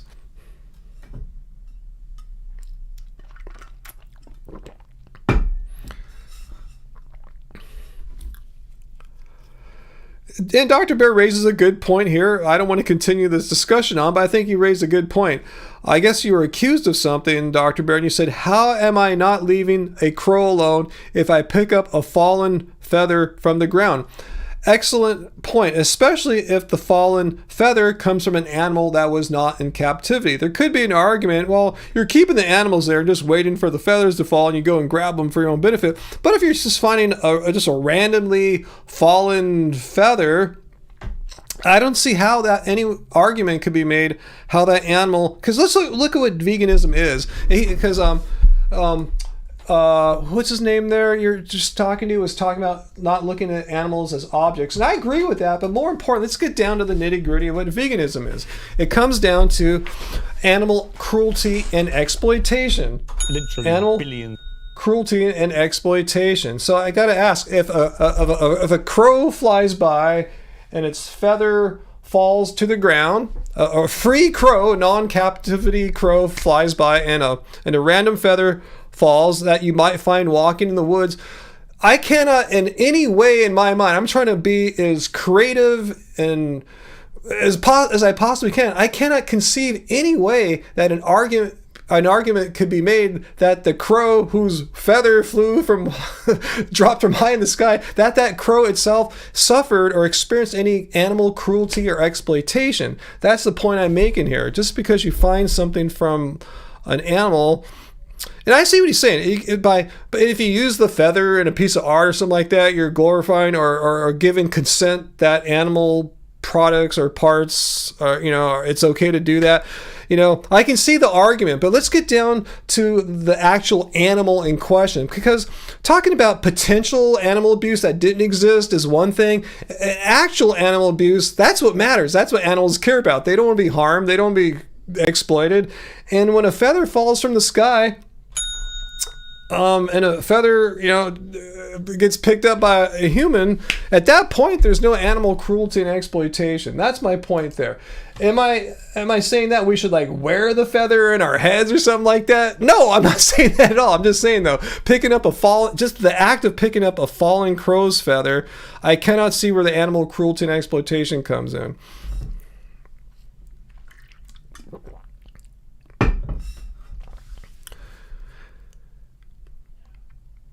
So that's all I'm going to say about that. But let's agree to disagree on this one, guys. All right. We can all be ethical vegans and have, we can all understand that animal cruelty and exploitation are wrong, and we ourselves choose actively to not participate in animal cruelty and exploitation every day for ourselves. But we can have some diversity as far as what to do with the falling crow feather, okay? Let's just move on, please.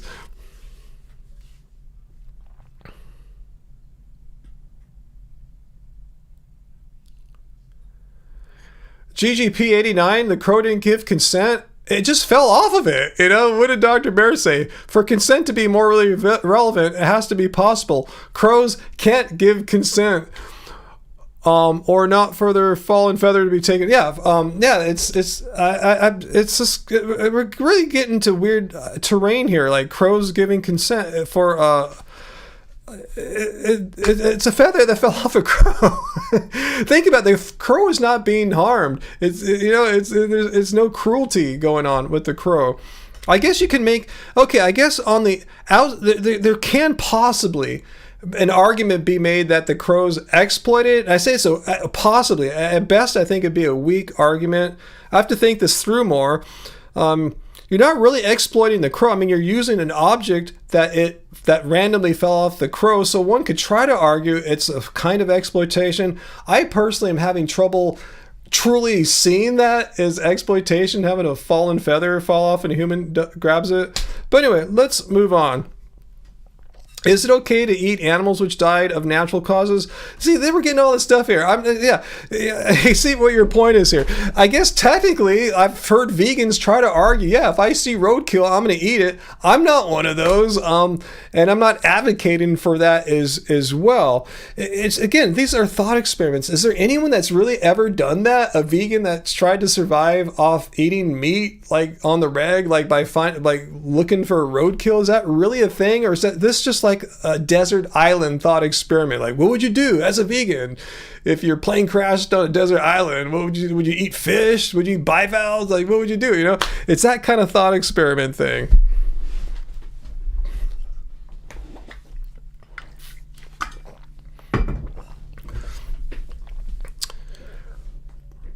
So anyway, let's move on, guys. All right, let's not pick on each other because you don't agree with everything that everyone says.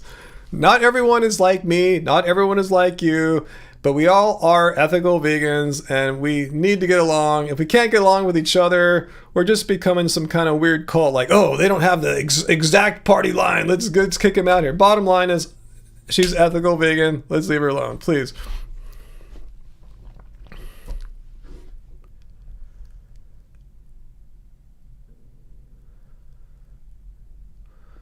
But I'm with Sarah 100%. I'm going to read Sarah verbatim again. We agree on so many things, Sarah. That's so crazy. I wouldn't eat roadkill because eating animals is weird and gross. 100%. I'm not justifying it. I'm not saying to do it. I agree with you 100% there.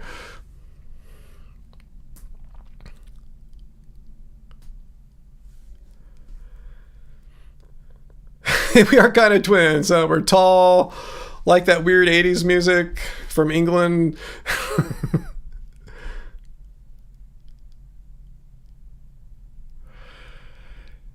Yeah, let's not try to make a parallel between picking up a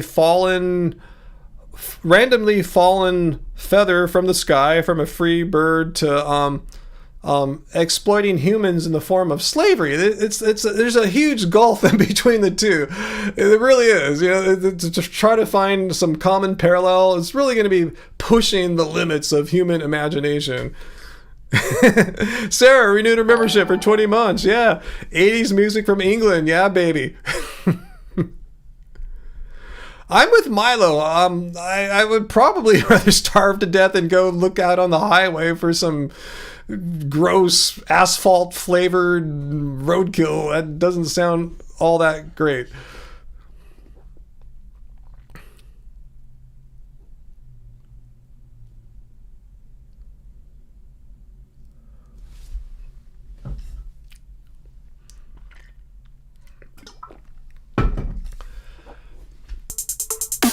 Hey, AJ Vintage. Thank you for the Save the Fallen Feathers fund, AJ. Thank you. I think you're our first super chat tip of the night. Hopefully not our last. Thank you so much, AJ. Much appreciated. Save the Fallen Feathers fund. Here's the whole point, guys. I'm going to read Vegan Animal Defender 269. Then we're going to move on. Can we honestly say we respect animals while viewing and treating them and what comes from them as a resource for our use? Well, let's look at the definition of veganism here. Does it say anything here that respect is essential? I'm not saying to disrespect animals or that we shouldn't. I'm just saying all that's truly required is that you don't a way of living which seeks to exclude as far as possible and practical all forms of cruelty and exploitation to animals. This is a long-standing definition that goes back to the 1940s. And the reason why I point this up, I have met surprisingly, more than you would think, vegans who say they don't like animals. They might not even respect them, but they choose not to eat them because they'd rather not have animals die. So I don't. If we have to get respect in here, I mean, it's a good thing to respect animals. Again, I'm not saying to disrespect animals or that we shouldn't. But when you get down to the long-standing definition here, it's just pointing out what it's against: animal cruelty and exploitation. Meaning animals have certain inherent basic rights. I agree with rights too. I believe animals have rights. A lot of people think I don't believe that because that's not the definition I use, but I believe rights are naturally entailed.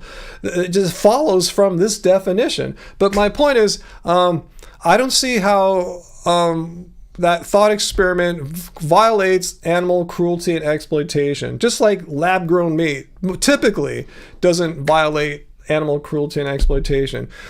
Just because they might wash okay in the terms of vegan definitions, does that mean therefore you have to do it? No, of course not. You don't have to eat lab-grown meat. So anyway, that's all I'm going to say about that for now. And I kindly and respectfully ask all discussions about this particular line of thought to end right now.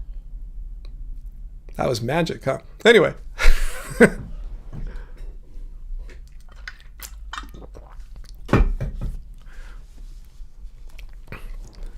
Sarah, I know, exactly. Yeah, we don't need to go. That's a rhetorical question. Please don't respond to Sarah's question there. But yeah, that's pretty much what I'm saying. How is picking up a feather exploiting the bird? But let's just move on. We've discussed this for long enough. Let's just move on to another fun discussion where we're not fighting amongst each other.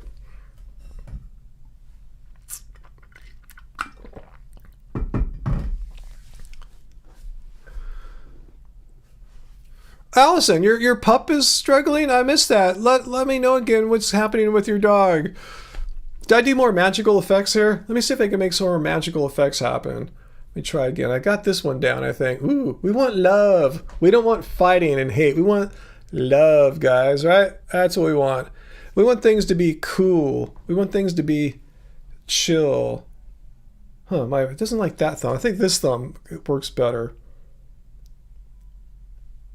Come on, where's the thumb? There it goes. Yeah, we want things to be chill. We want things to be cool. We want happiness, right? We want happy. Let's make the happy. Yeah, there we go. Woohoo! Happy, chill, cool. Hey, Vegan Metalhead, our second super chat donation of the night. Thank you, Vegan Metalhead. You mentioned a pocket knife you have where the handle is made from bone that you bought used. You are still vegan. Yeah, I mean, this is like a question I discussed many times until I found some old shoes from the 90s, some Birkenstocks that had leather on them, should I wear them or not, I figured I could wear them, but as an animal rights activist, people don't know I bought them like 25 years ago, and by wearing them, I'd be given some kind of tacit, unspoken message that it's okay to wear animals on you. So I don't believe that's cool. And I already thought I bought them. The karma's already happened, but then what I do from this moment on as a vegan in the future matters too. It's important, both what happened in the past and what happens in the future. The actions that you make now, reflect upon you.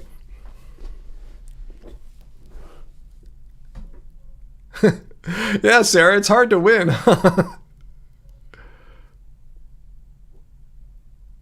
Yeah, Dr. Bear, we did get an interesting creative argument from a fellow vegan tonight. Yeah, I'm not saying that in a bad way or anything. Yeah, you never know what's going to happen.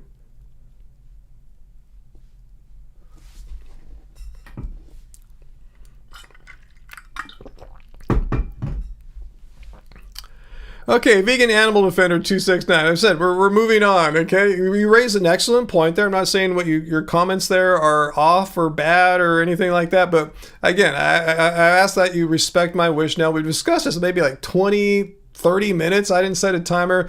It's taken up a huge chunk of our live stream time, and let's move on. All right, if we want to talk about it in the future, maybe we will. But I've had enough for tonight, September 27th. Let's talk about something else. Allison, you're gonna go for you're gonna take your dog for a walk around the block. Let's see.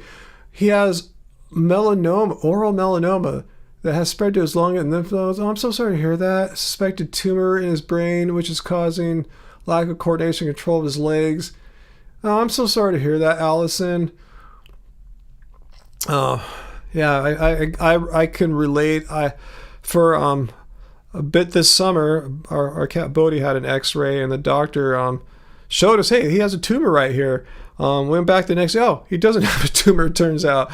So we know what that feeling is like, thinking, oh gosh, our pet's time with us on this planet is going to be a little shorter, much shorter than we thought. It turned out he had some weird misinterpretation of the X-ray because of the inflammation and weirdness going on from what happened when the ultimate problem was because he ate a plant. He ate this leaf that went undigested through his body and wreaked havoc on him. Could have killed him.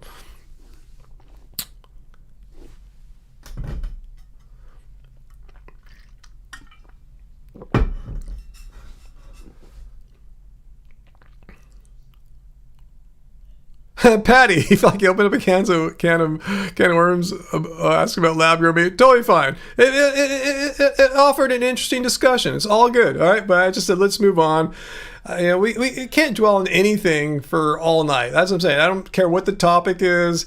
Like 20, 30 minutes tops. I don't care if we're talking about a vegan thing or some anti-vegans coming here to debunk veganism. This is way too long. Let's move on to something else.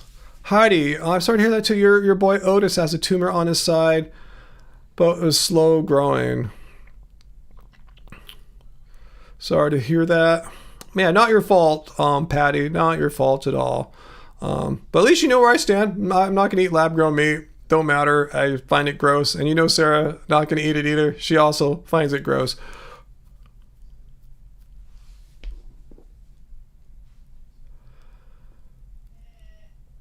Let's see, vegan animal defender, please, you're going on here. Kind of mindset that views and treats animals as commodities. I don't think anyone here was arguing that animals should be treated as commodities. Again, we are against animal cruelty and exploitation. By definition, we don't look at animals as commodities.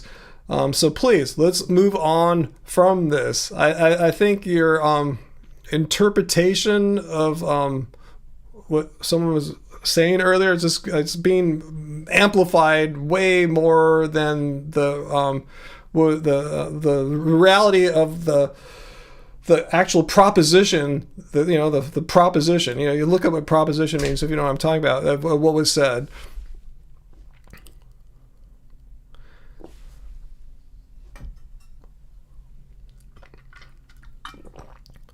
And no one here was suggesting that animals are property. Again, if you believe that animal cruelty and exploitation are wrong, we don't view animals as objects for people to own as property so they can do with as they effing please, beat them, exploit them, rape them, all for the purpose of generating revenue and that sort of thing. So anyway, I forgot to hit the ding, huh? Thank you, Uncle. My bad. Let me do it again. This sort of thing. Anyway.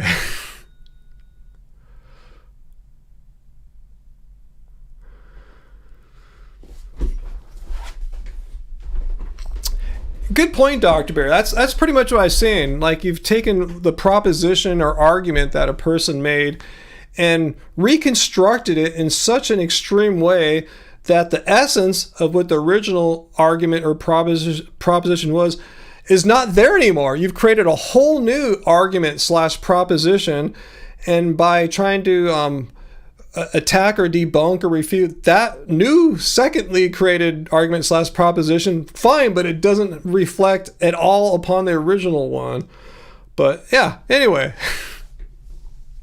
Sarah, you haven't been exploited in a while. You might be due. Hey, I thought you. How'd it go? I thought. Wait, didn't you meet some new dude or something recently? I forgot. You went walking on a nature walk. How did that? If you don't mind sharing it here in public, even though you're pretty anonymous, you want to? You have anything you want to share? Did that turn into a second date or anything like that? We're curious. At least I am.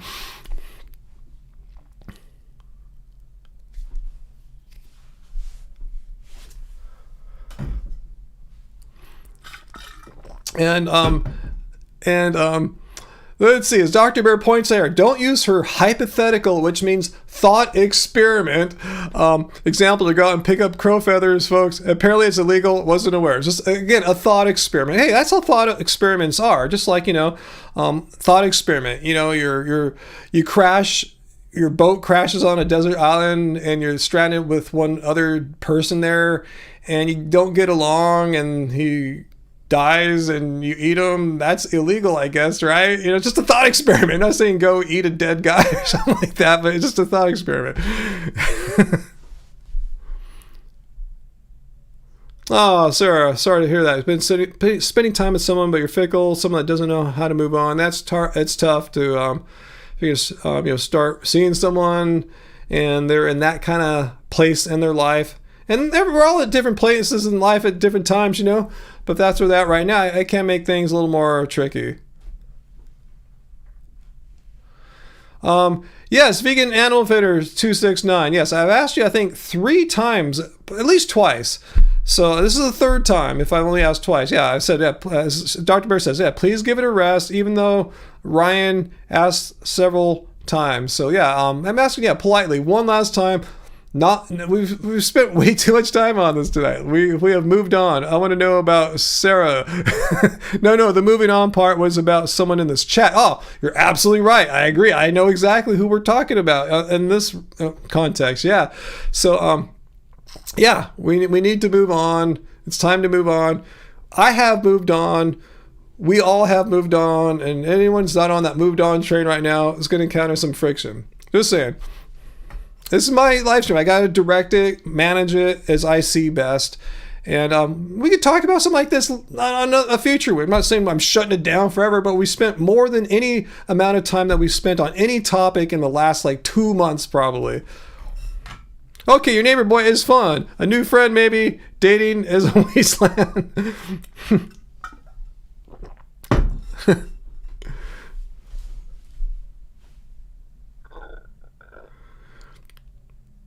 So anyway, so where are we in the live stream? We're at 7:35. I'll probably leave about half an hour-ish or so. I try to keep it around 2 hours, especially when I'm kind of tired and a little not in the best of spirits or anything like that. So I can't see me going too much longer. That's why I want to make sure the remaining time that we have together, because this is our time, I'll make sure the remaining time we have together is not just rehashing the same thing that we've been talking about for the past 30 minutes now. So anyway, Jay, anyone here I've been vegan for almost 10 years and love it. Think others have too. A lot of long-time vegans are hanging out right now. Oh, Fab, how did you find this live stream? I've never seen you before. Fab 12 UCB. I'll answer your question if you answer 2 of mine. I'll answer your question for sure. Don't worry. But I want to know A, how you found this live stream, and B, what ethnic background would you guess I am? If you answer those 2 questions, I'll gladly answer your question.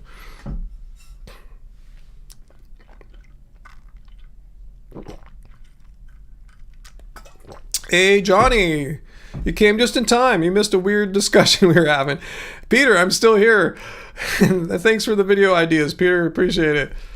Yep, it's our time. You got my reference there, Uncle.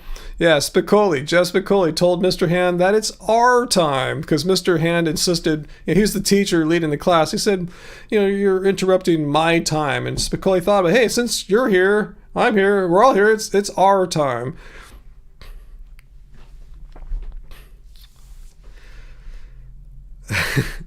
But it is my channel. And my moderators have freedom to, do their jobs as well. They know what what we do here, what's expected, what's allowed, what's not. You're out protesting. Good for you, Peter. Awesome. Mark Renton, do I ever make art? Of course I do. I mean, I'm a musician. I make tons of art.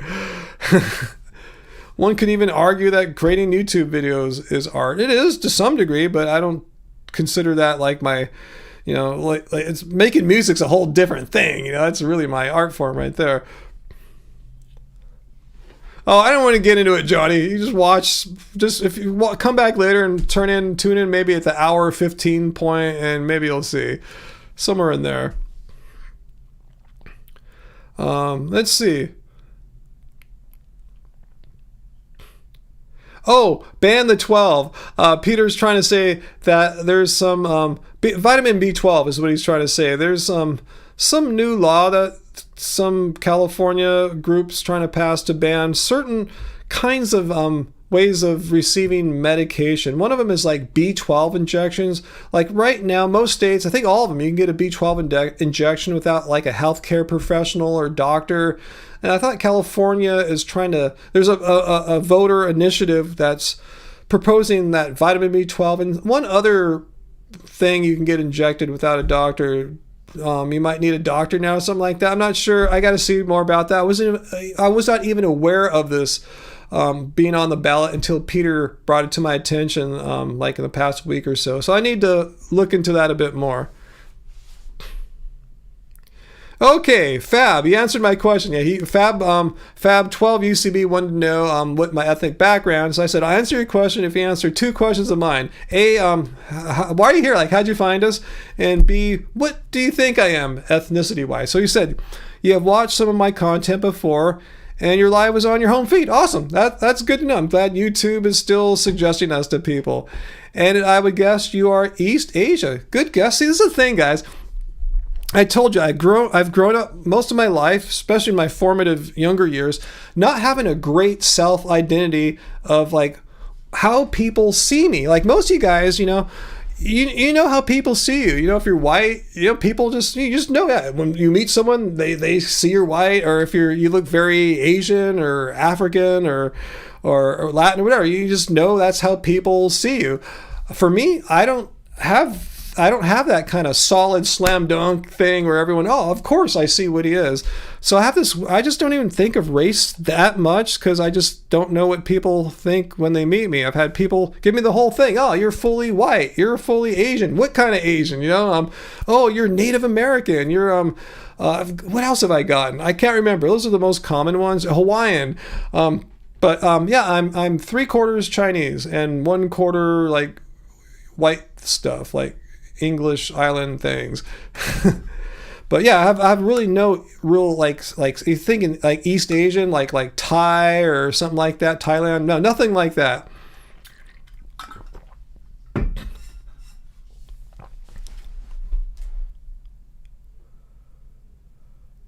Let's see, Dr. Bear tells me that she tends to be suspicious of usernames that are just a list of random letters and numbers like Fab, unless it's a reference. Am I missing something? Yeah, I don't know. I'm just kind of curious.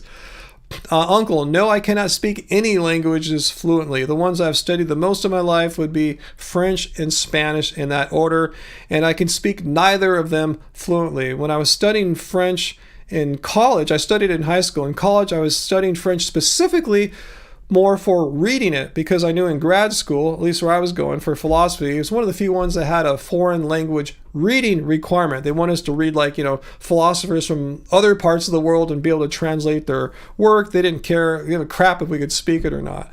But Spanish is one I tried to learn on my own to speak it because, you know, so much Spanish is spoken in California and the United States in general. You speak pretty good gutter Spanish, but you can't probably speak it to anyone's abuela.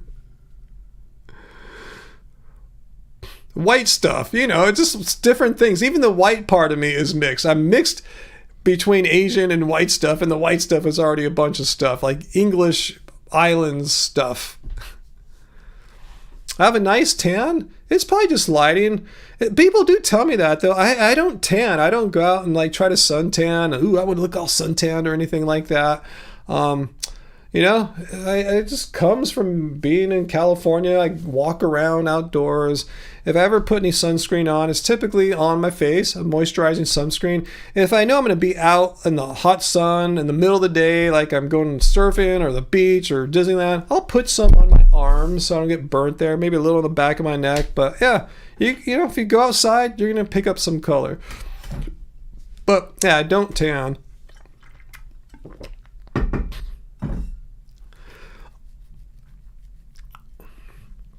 So, uncle, yeah, you don't speak any other languages fluently either. You didn't put in the hard work. It's a lot of work. Learning another language is really hard. Unless you're really young, like 2, 3, 4, 5 years old. From what I understand, our brains are wired to learn languages, multiple languages, when you're really young like that. And the older and older you get, the more and more difficult it becomes. Is red considered a tan? Yeah, if you're not supposed to be red, that's a tan.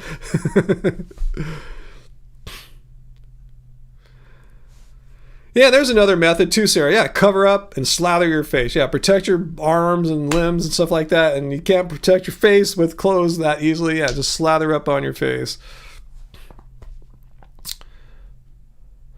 Yeah, I mean, it's a good, and a lot of people think I'm crazy. It's actually, if you're concerned about this, you hear about all this biohacking and stuff people do, spending thousands of dollars and all these supplements and weird gadgets and shit like that. I learned from a actual dermatologist. Her best biohacking advice beats anything out there as far as like reversing aging, looking younger. It's just putting some sunscreen on your face, you know? It can really do a long way to like just, you know, just help preserve some youth in your face as you get older. Hey, VLAM's here. Hello, VLAM. Did you just join us? Fritz, yeah, you can speak Spanish as a second language? Awesome.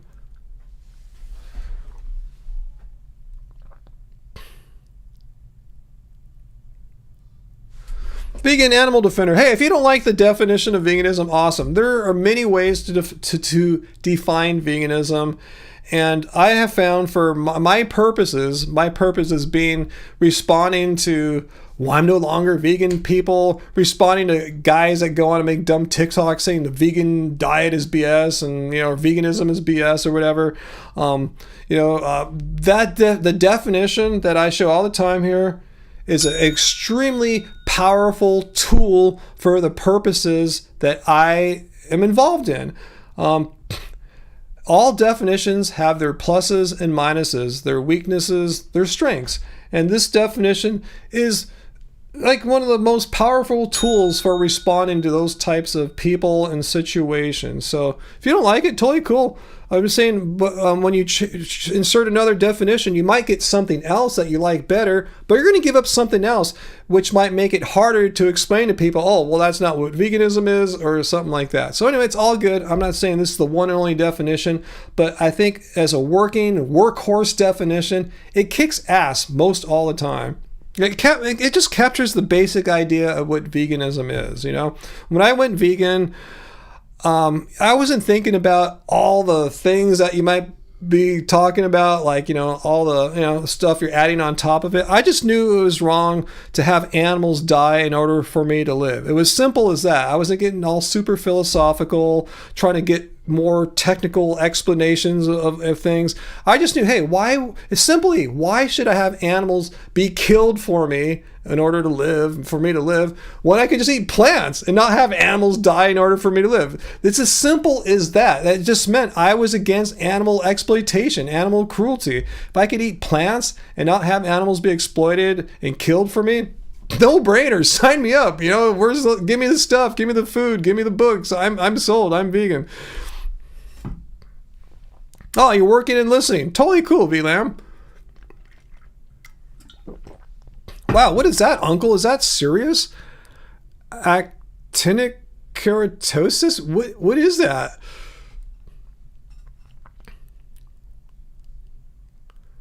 But yeah, VLAM, bottom line is, whether or not a person likes or dislikes the Vegan Society's definition, as VLAM points out, it's what'd you say? I just lost. It's an ethical stance. No, right? It shows that veganism is about ethics. It's not a diet. It's not I'm on my eating journey and I'm listening to my body intuitively telling me what it's not that. It's not about you and your journey into food and ultra human health, optimal human health, or some bullshit like that.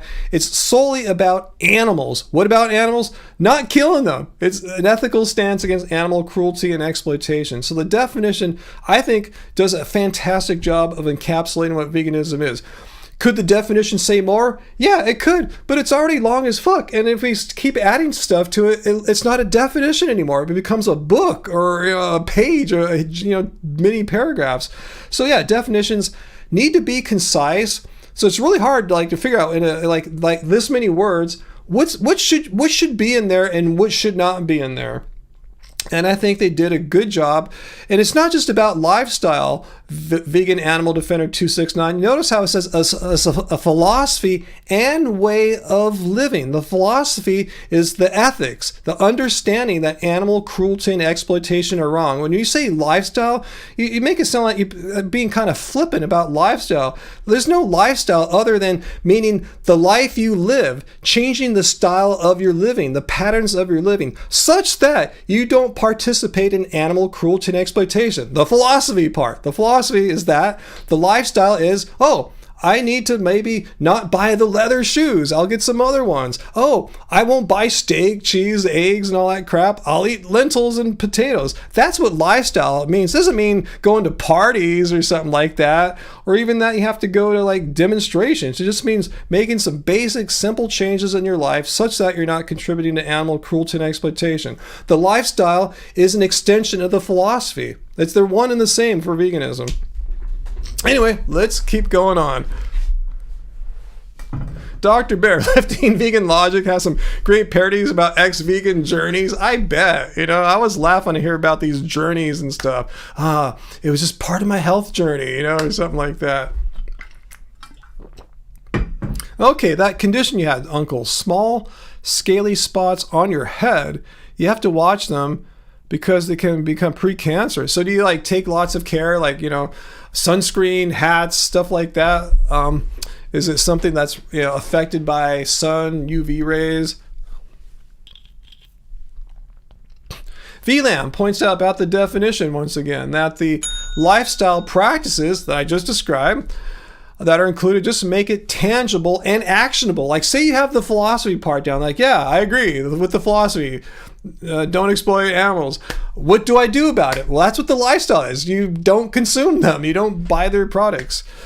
It's to me, it's so simple. A caveman could fully grasp it. A young child could fully grasp it. It's so easy. I get bummed sometimes when I see these definitions that have all these big, fancy words that you need to go to college to even have ever encountered before. No one's going to understand that unless you're an intellectual or something like that. No, it needs to be a definition that's easily understandable and accessible to any person, really.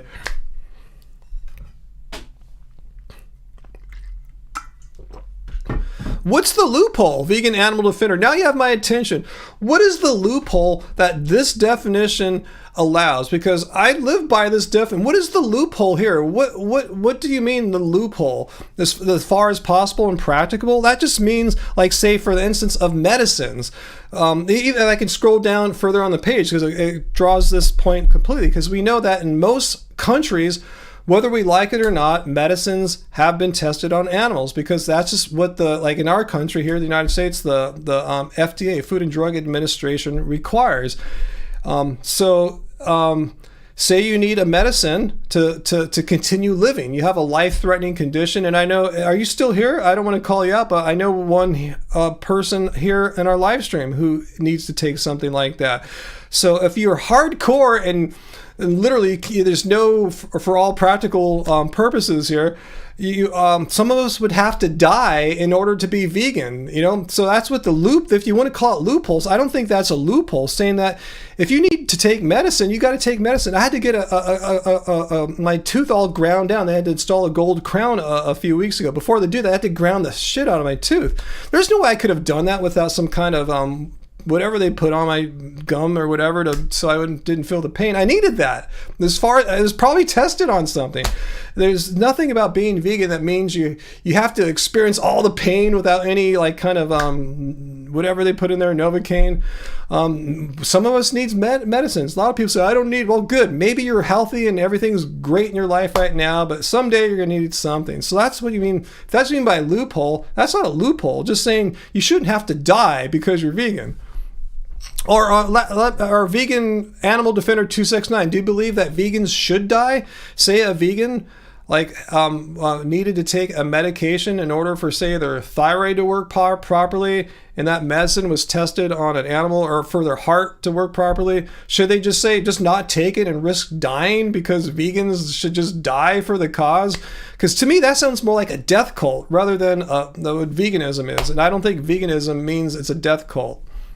Say your kid had to like take a medicine. Should you just let your kid die? Let me know where you stand on this. Is it okay for vegans to take medicines? Because I draw a hard line with that. I agree with the so-called loophole here, if you want to call it that. It just says don't be stupid. That's what it means. Like, don't kill yourself. Veganism does not require us to like lay down and just die. You know, that's a cult. That's a death cult. You know, that's crazy. People saw, oh, vegans can't take medicines, they're all dying. They're going to laugh at us. They think we're a bunch of fools.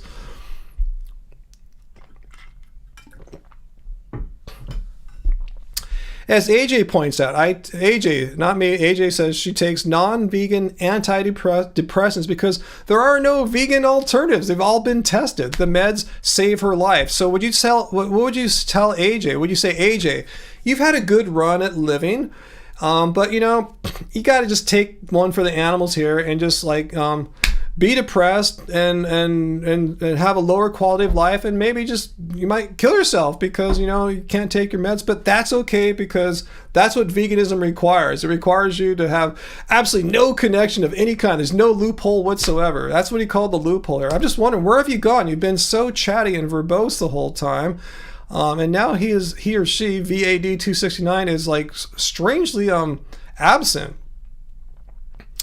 I don't know if you feel like you caught me in a gotcha. I've been really vocal about this for years. You know, this is nothing new. It's nothing I've never, it's like I've never brought this up before.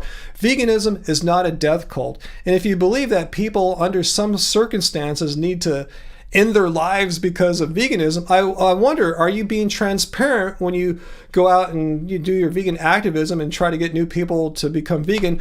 Do you let them know that day, oh, by the way, if you ever become vegan, you might actually have to like sort of commit suicide because you can't take medicines to save your lives or something like that. You just can't do that. So just letting you know, you might have to die unwillingly or whatever. So I wonder how that goes when you try to get people.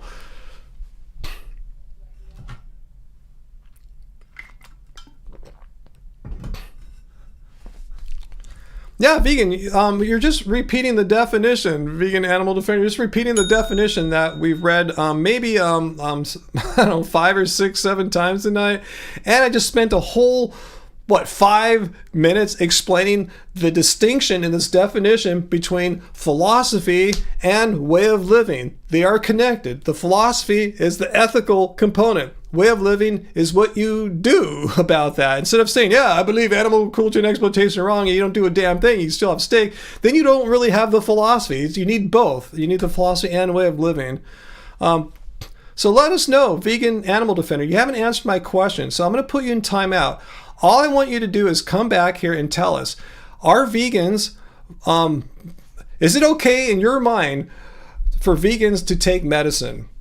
Yes or no? Is it okay for, assuming that all medicine in the United States has been tested on animals, knowing that, is it okay for vegans to take animals? Because that's what as far as possible and practicable means. The Vegan Society is not suggesting, hey, as vegans, never take medicine again, even if you need it to save your life. So let me know. Can vegans take medicines? Yes or no? That's all I want to see. If I see anything else, I'm going to block you, at least for today.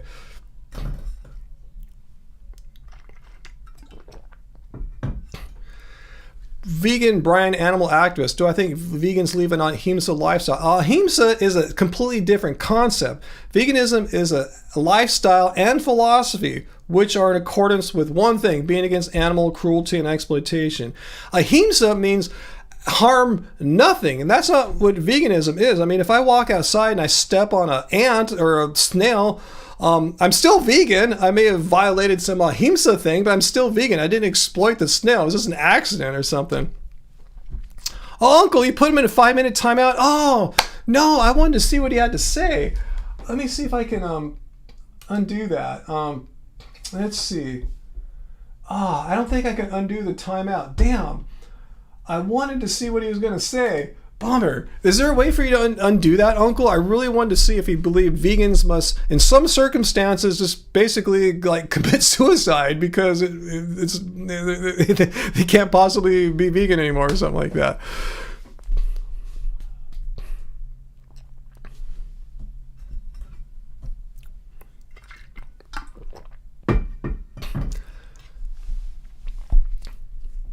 Dusty Dud, why do some vegans think all carnivorous animals should be wiped out? That doesn't seem fair. I know, it's just kind of weird. It's like, if you're against animal cruelty and exploitation, you think that it's still okay to kill these animals. I know their argument. They're saying, well, because these animals have need to hunt other animals, they've lost the right to be alive. I'm going, well, that's your principle there. That's what they're using, this principle.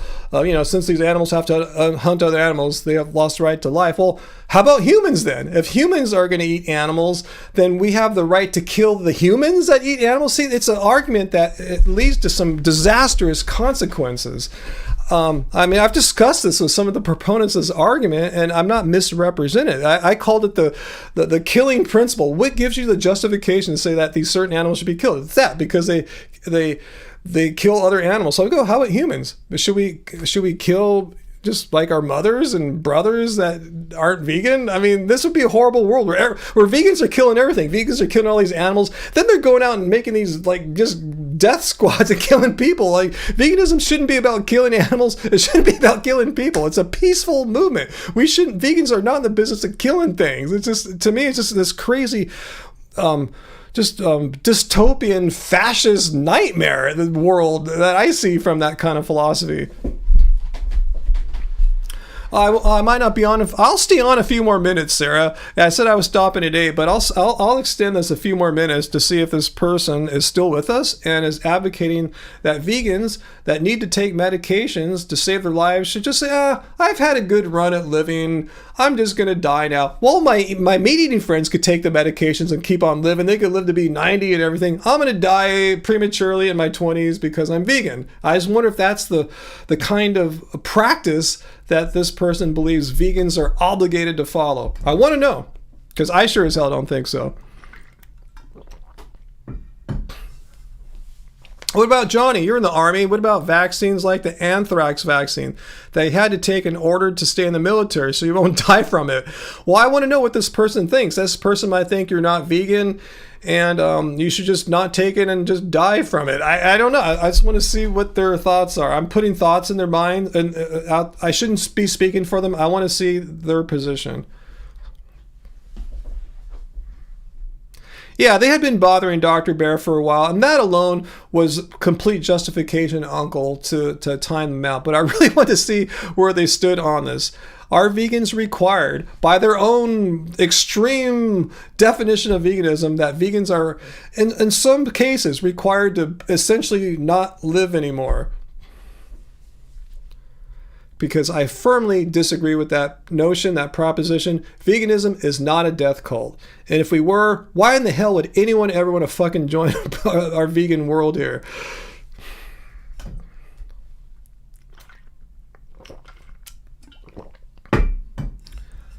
Yeah, Peter, I thought, most vaccines were vegan. Now they don't use egg or anything. Is that true? Like the flu vaccine, that doesn't use egg anymore, right? Because my mom's been harping on me to get the flu vaccine. Let me know what you guys know. I mean, I could Google it and shit too, ask ChatGPT maybe, but okay. Okay, vegan. I didn't say I was asking what your opinion was on that. So I didn't say you were claiming that. I was wondering. That's why I was waiting so patiently, and I'm glad you came back. Thank you.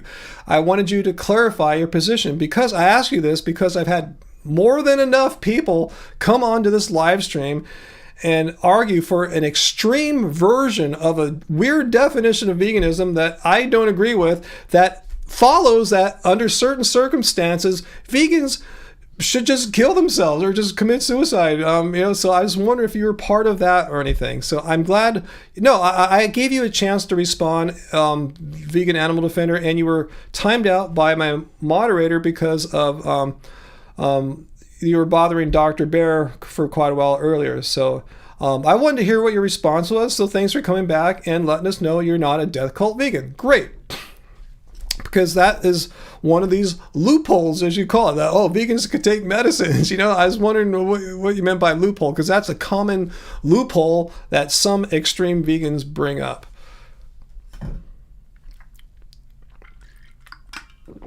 You love potty mouth, Ryan. It just shows you I get a little pissed off sometimes.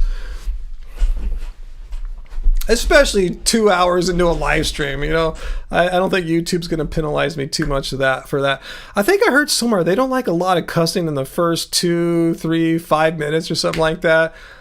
Then you have more latitude after that. But I've never had any issues with YouTube, flagging me or telling me not to cuss or anything like that. Anyway,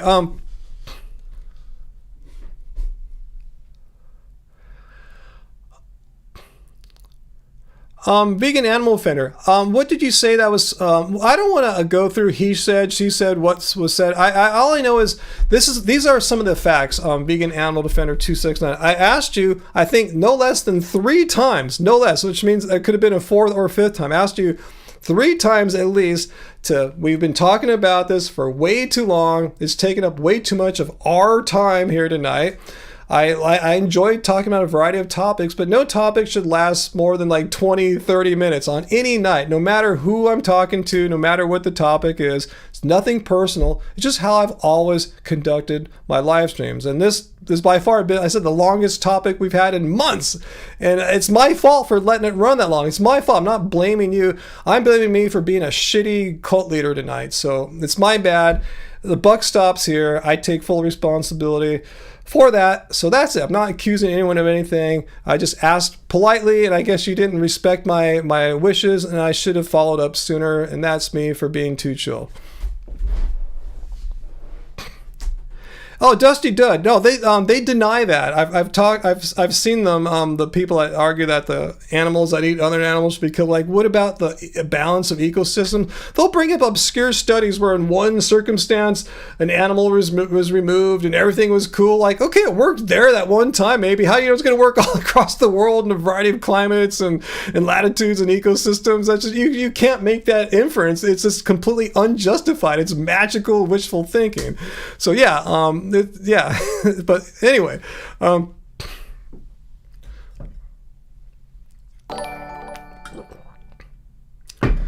Tom, if you're watching right now, thanks for subscribing. Yeah, Jessica, and I see what AJ said. Yeah, some of us just don't want children for a variety of reasons. It's our choice as adults in a free country if we want to have children or not. It's a wonderful, glorious thing having children, and totally respect it. And I also respect the right to not go down that road for whatever reasons. Maybe you're physically unable, or maybe you just don't want to for a variety of reasons. So it's all good.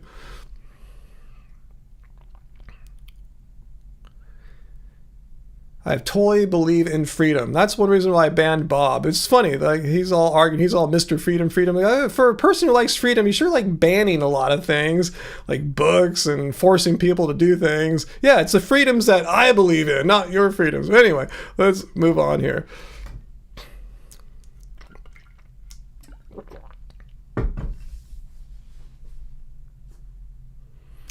Oh, Peter, well, ask the person here. This person said if you have children not vegan, again, refer them. This is why I love this definition. It's so freaking powerful. Ask them. Look at the definition here, Mr. Antinatalist friend of Peter Cunnington. Say, hey, where in here does it say that you can't have children? Because veganism isn't about children. It's against animal cruelty and exploitation. And they could say, well, if you have children, there'll be more animal cruelty and exploitation. Well, no, then they're not into veganism. They're into harm reductionism. And that's not what veganism is. It doesn't say anything in here to reduce harm or anything like that. We're just against animal cruelty and exploitation. We have the freedom to do things that all people do, like take medicines, for instance, have children. Again, if you are one of these hardcore antinatalist vegans that believes that vegans can't have children, I sure as hell hope you're telling people when you go out and do your vegan outreach and someone says, hey, I think I want to be vegan. And you take them aside and tell them all the things that they are not allowed to do because they're going to leave. You got to be honest. You got to be transparent with people. Don't lie or don't hold facts like that, big facts like that from them. Tell them right up front. Of course they believe a different definition of veganism. Of course, if your definition of veganism leads you to the conclusion that you can't have children, well, you're not talking about what veganism is. It's about animal cruelty and exploitation. It's not about perfection or harm reductionism. It's about not exploiting and harming animals. I don't know why that's so hard for so many people to understand. It's such a simple definition. Yeah, Sarah, if we happen to have antinatalist beliefs, it has nothing to do with our decision to eat plants because we're against animal cruelty and exploitation. Yeah, Sarah, I should get going soon too, Sarah. So thanks, Sarah. It's good to see you. I'm glad you're back home, family. Oh, you were home, but I'm glad your friends are gone. That's a bad thing to say. I'm glad you're here with us. I'm selfish. Good to see you. I should get going pretty soon too. Yeah, all the dings tonight, huh, Chris?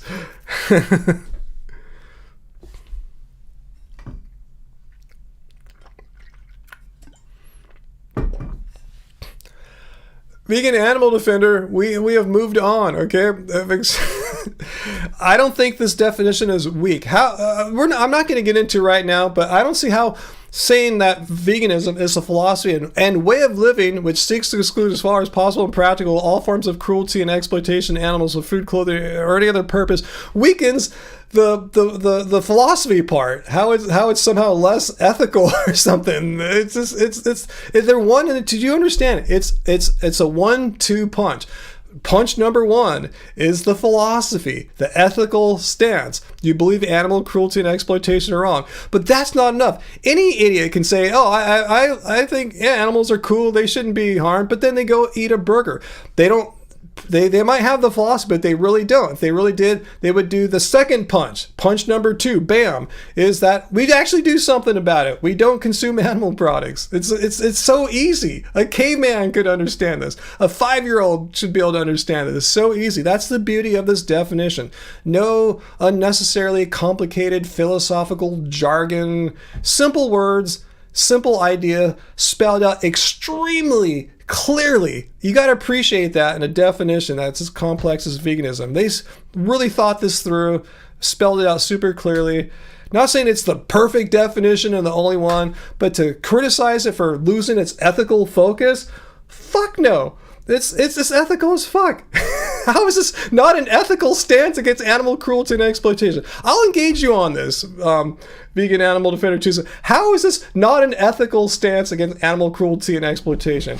I'm listening. I hope you guys didn't time them out again, moderators. I want to understand how somehow saying that there's the lifestyle component, meaning we don't eat animal products, we don't buy leather shoes. How does that somehow take anything away from the ethical stance? I'm waiting.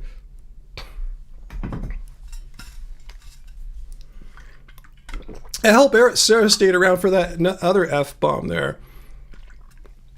I mean, it's so easy to make these assertions, but I don't see it. I don't see how there's any weakening of the ethics here just by saying, yeah, don't eat animals, don't buy animal products.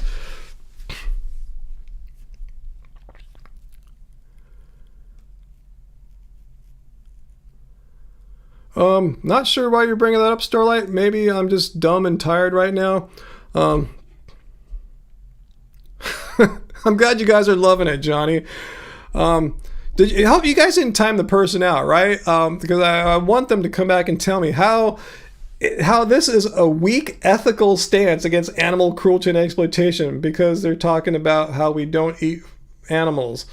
I just would love to hear the argument for that. It doesn't make any sense, but maybe someone can educate me. I'm not saying I'm perfect, but my limited rational abilities don't see how this is a weak ethical stance.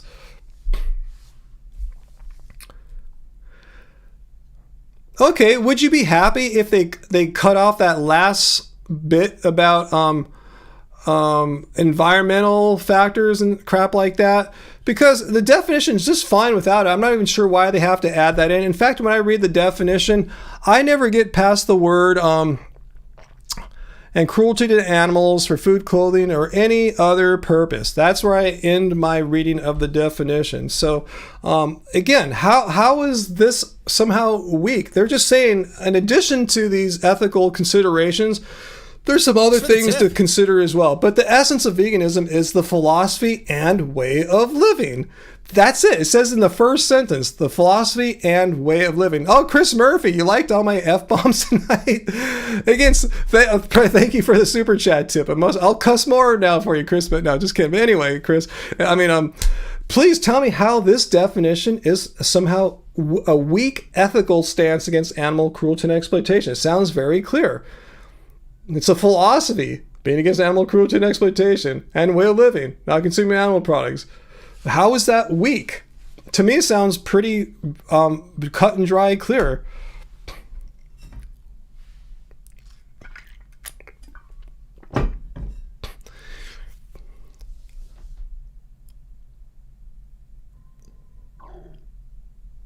It doesn't define it as diet, Vegan Animal Defender 269. Go back and read it again.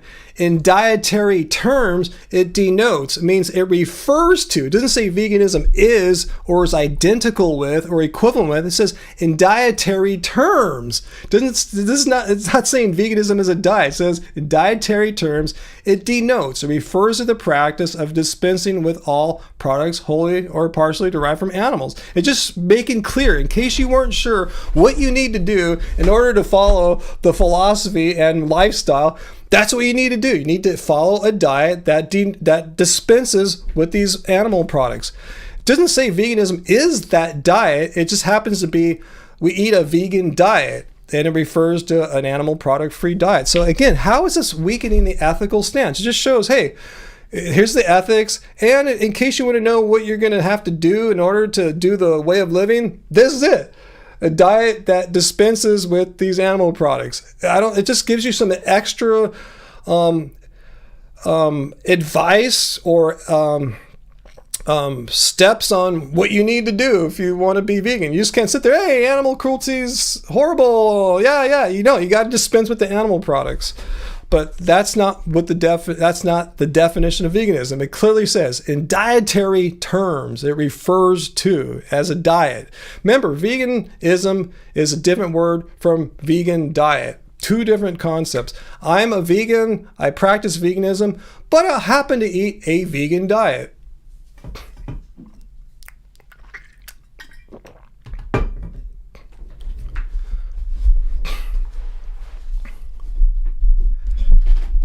Oh, Vegan Animal Defender. If you prefer the 1951 definition, fine. Here again, we're just splitting hairs. Who gives a fuck if you use the 1949 or the 51 or the 2000 definition? They're pretty much all saying the same thing in just slightly different ways. Don't believe me? Let's take a look at the definition that preceded this in 1949. It's the same thing, but they added on to it. The principle of what? Emancipation of animals from exploitation by man. Yeah, that's the core concept there. It has the philosophy. They figured, but this is not quite enough. It gets the core idea of the philosophy. It shows that veganism at its core is not a diet, it's an ethical stance against animal cruelty and exploitation. It says so clearly there, from animals from exploitation by man. But what does that mean? What do you do about that? Well, they had some time to think about it. They covered the philosophy, now the way of living, not consuming animal products. So they tell you the whole package right there, what it is, the philosophy and what you need to do to truly practice that philosophy. You just can't practice it in your mind. You have to practice it with how you live. Hence this horrible lifestyle stuff that you're all complaining about. No, veganism is nothing without both. You need both. You need to have the ethical stance, and you just can't sit there with an ethical stance. You need to live your life in a certain way, and it tells you what you need to do. I don't see how this weakens the ethical position of this definition or the ethics of that definition. Just giving you all the information you need to fully understand what you got to do. Is it not hardcore enough? You just wish they stick with the ethics? Great. That's a fine definition. I'm not saying that original definition about, emancipation for man is a bad definition. It's fantastic, but it's been improved. They had time to think about it.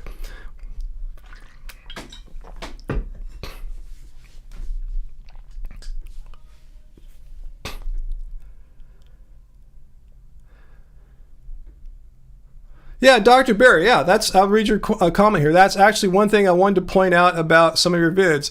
I think there is a vegan diet, but there's no such thing as the vegan diet. Yeah, there's no such thing as, you can eat anything you want, but I'm on a vegan diet, and you can be on a vegan diet yourself and eat in a completely different way for me. But the commonality we all share, or both share, is that there are no animal products in our way of eating. There's no such thing as the vegan diet. Hey, when people say, I was on the vegan diet for X amount of years and I got sick, like, what were you eating? You probably weren't eating what I was eating or anything. There's no such thing. It's like, if you go on the carnivore diet, yeah, there's a certain way of eating. The keto diet, there's a certain way of eating. Veganism, just eat plants. There's an infinite amount of ways you can have a vegan diet.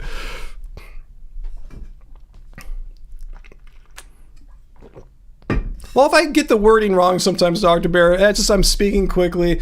But yeah, I agree. There's no such thing as the vegan diet. There's no such thing. There's many ways of eating plants. There's no the way of doing it.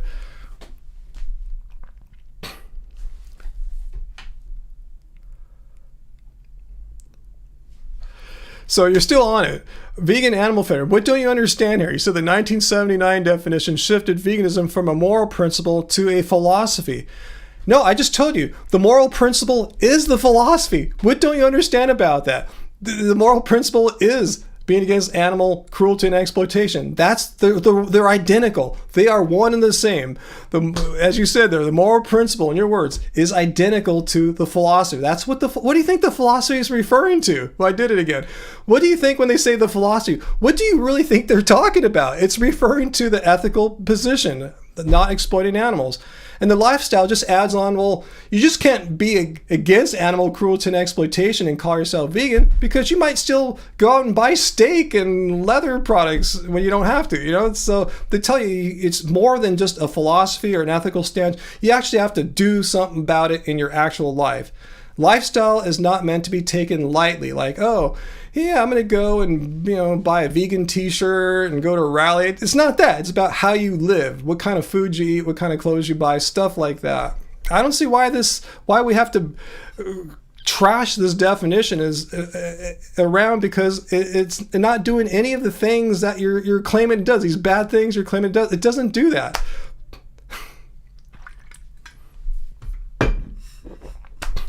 Yeah, I'm kind of more entertained. Vegan animal defender, you're cool. I don't hate you. I don't dislike you. You provided us with fun discussion tonight, but I'm gonna put you in timeout for tonight because I'm ignoring all the rest of our viewers. That's why I told you an hour ago we need to move on.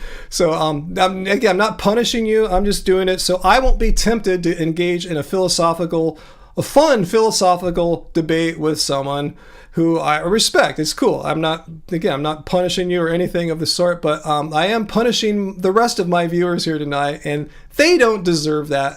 So just timed you out for a day, and you can come back to future live streams. Hopefully you're not taking this personally in some kind of negative way, because I didn't do this with any malice, any bad intentions, or anything like that. We can talk about vegan definitions all day. You guys know that, right? I'm ready to talk about the vegan definition all day, no problem. But it's not fair to the rest of you guys. So I hope everyone understands, and I hope our vegan activist 269 understands as well.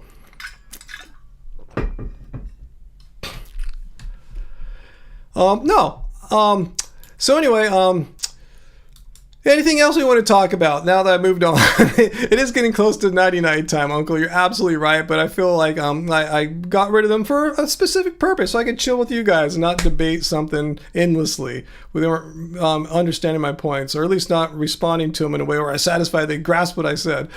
What's for dinner tonight? I don't know right now. I'm not sure what we're going to have tonight. Don't know. That's a good question. We don't have anything ready to go. I'll see what Angie's in the mood for. Chris Murphy, I see what you're saying to him. The actual word was doctrine in 1951. Doctrine was replaced with philosophy, if you want to get technical. Yeah, see, these words are kind of interchanged. The doctrine, philosophy. Philosophy, yeah, just means the moral position, which means the doctrine that man, not emancipation of animals from exploitation by man. It's all in there. Anyway, Jog Gardens. Am I friends with anyone that eats meat or animals? Yeah, my mom. Should I not be friends with my mom?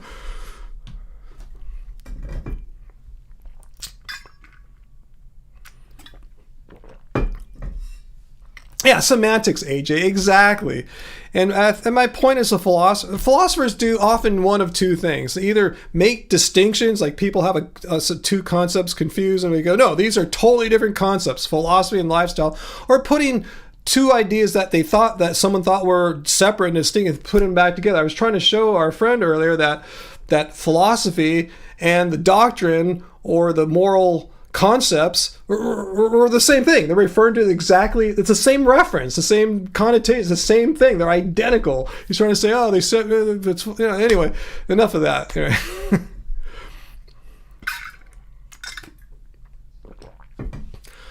And Dr. Bear says, none of her friends are vegan. That's partially why I like coming to these live streams. Cool. I'm glad we can form a fun little vegan community here. Some vegan arguments for dinner. I know Angie's probably, man, you were getting into it tonight. She can hear me from down the hall when I raise my voice and I project loudly. I'm a big dude, a big torso, big voice. So, I'm sure she hears everything I say, even though my door is closed here.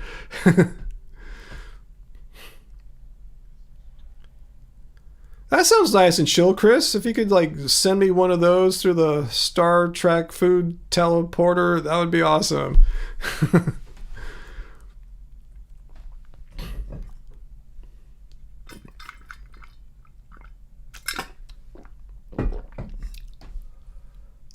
Cool.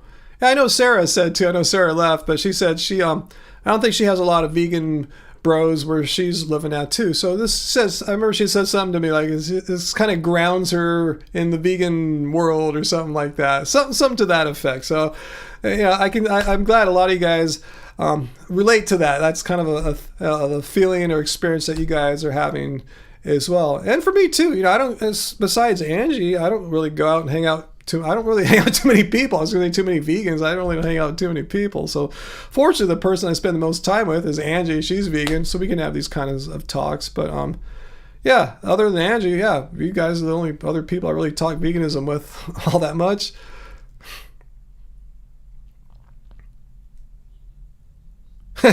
Good point, Gianna. Everyone should be friends with their mom, even if they're not vegan. Unless their mom is totally abusive or is a cannibal. Anyway, let's see, AJ, your only real-life vegan friend lives in your small red rural town of 2000. Awesome. Peter, yes, Inside Out 2. You guys know I was into Inside Out 1, the Pixar animated movie from a few years back. Yeah, Inside Out 2 was in the theaters earlier this year. I heard it was like the 8th best grossing movie of all time. Like, all time, We have all those great movies of history, and that the Inside Out 2 was number 8 of all time. But yeah, I just saw it, came out Wednesday night, I believe. I loved it. Part of it was too, I think it hit me I encountered it at the right time because I'm going through a kind of a sort of a rough period right now. I just haven't shared everything with you, but it's a little bit of a rough period, and the movie helped me. I can't say I'm cured or better now, but I think I'm a little better, and it gave me something to relate to. It didn't make my problems go away like magic or anything like that, but I thought it was a wonderful movie. So if any of you guys see it, check it out. Maybe you'll relate to it, maybe you won't, but I sure as hell did.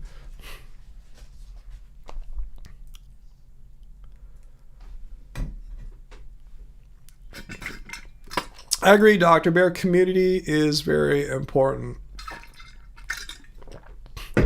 VLAM, would a 12-year-old understand Inside Out 2?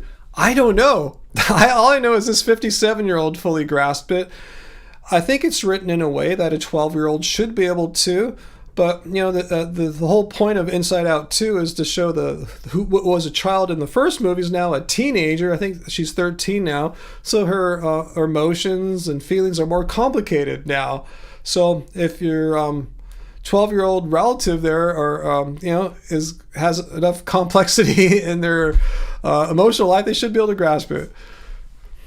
But I'm really not sure where 12-year-olds are. That's what I'm trying to say. Dusty Did. I thought California has lots of vegans to hang out with. Yeah, it does. Yeah, it's a great place for vegans. I just don't hang out with too many people anymore lately. So, that's why I don't hang out with too many vegans. Just that I don't hang out with too many people right now. Oh, what movie? Jana, we're talking about Inside Out 2 on Disney Plus. And it might still be in theaters too, for all I know. But I just saw it because it came on Disney Plus.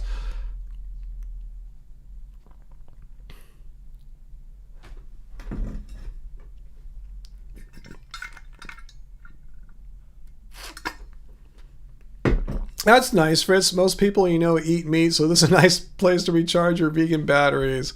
Awesome. Yeah, I think it's good for all of us in that way. Remember, I told you many times this is good for my mental health. And I think it's just good to speak with you guys, chat about vegan stuff for a couple hours, a wide variety of topics and stuff. So I think I'm getting this same kind of thing you are. Because, I'm not hanging out with a bunch of people right now either, except for Angie.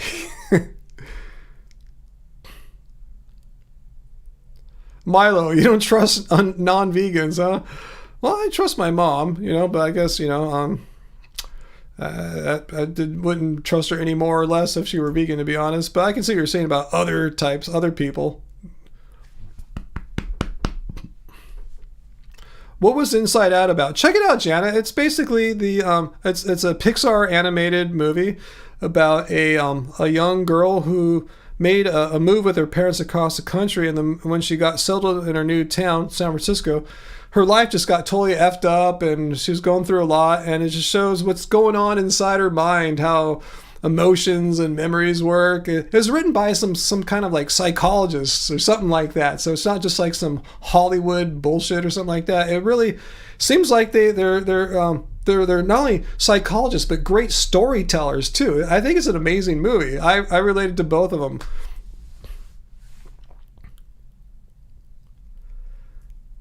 Let's see, White Raven. I'm gonna be going soon, but I'll check out your question. You were vegan, but not anymore. But I respect the required discipline and positive impact it has on some people. I see AJ saying there's really no discipline. I mean, if you're doing it for animals, again, look at the definition. We've seen a lot tonight. Drink, everyone, drink. You guys should be all drunk by now. It's a stance against animal cruelty and exploitation. That's the philosophy. And the lifestyle is, eating plants and, not eating meat and stuff like that. Not getting a car intentionally with leather or something like that. It's not that hard because it's so easy to eat plants. There's so many delicious plants. I mean, most non-vegans eat a bunch of plants anyway. We just eat all plants, It's not that hard. It doesn't require that much discipline. If you truly or you don't want to eat something that you find ethically problematic, detestable, stuff like that. But I can see what you're saying. I'm glad you don't hate us or anything like that. All right, Dr. Bear, good night. I should get going too. I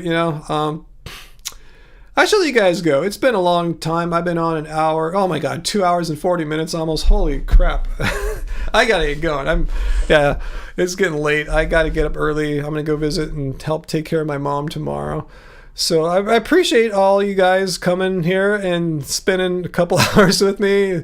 So a lot of you guys did. Some of you less, but it's all good. And thanks for all the warm wishes about my mom. And I'm glad all our Florida viewers are here and safe and relatively untouched by that horrific hurricane. I'm so happy. I was thinking about you guys, just letting you guys know. And thanks, Peter and Uncle, for moderating, timing people out when need be, making sure no one's getting bullied or picked on or anything like that, because I've said this a bunch of times. I really mean it. This is a safe place. If anyone's going to do any bullying, they're going to do it to me. I'll get in the way. I'll be your shield, because it's my live stream. I can take it, I'm equipped philosophically and more or less psychologically to deal with those types. So I want you guys to all feel safe here and not ever feel shy about coming for fear of some person being mean to you, because I got your backs, okay? And if I'm missing something, just let me know and I'll check it out and I'll jump on it, and our moderators will jump on it if they missed it. So thanks, everyone. Thanks for being with us. Thanks for just being part of this wonderful but small community that I've been nurturing for all this time. And I appreciate that you guys appreciate what I'm doing and what Angie's doing. Make sure you're subscribed. subscribed, you hit the notification bell, because she's making all these shorts all the time. You know, those vertical format videos. She puts them out almost every day. 7 vegan meals I made at home. See all the food that she's been making. You can hear her sexy voice narrating. I think it's sexy. I don't think she's trying to be sexy. She's just naturally a sexy gal. Anyway, guys, I should go before I embarrass myself more. So plan is, hopefully I'll have a relatively normal week. I'll be able to make another response video of some kind and be back Friday with another one of these wonderful, positive live streams, guys. So until next time, guys, remember, it doesn't suck being vegan. I'll see you guys really soon. Balloons for everyone. All right, bye, guys.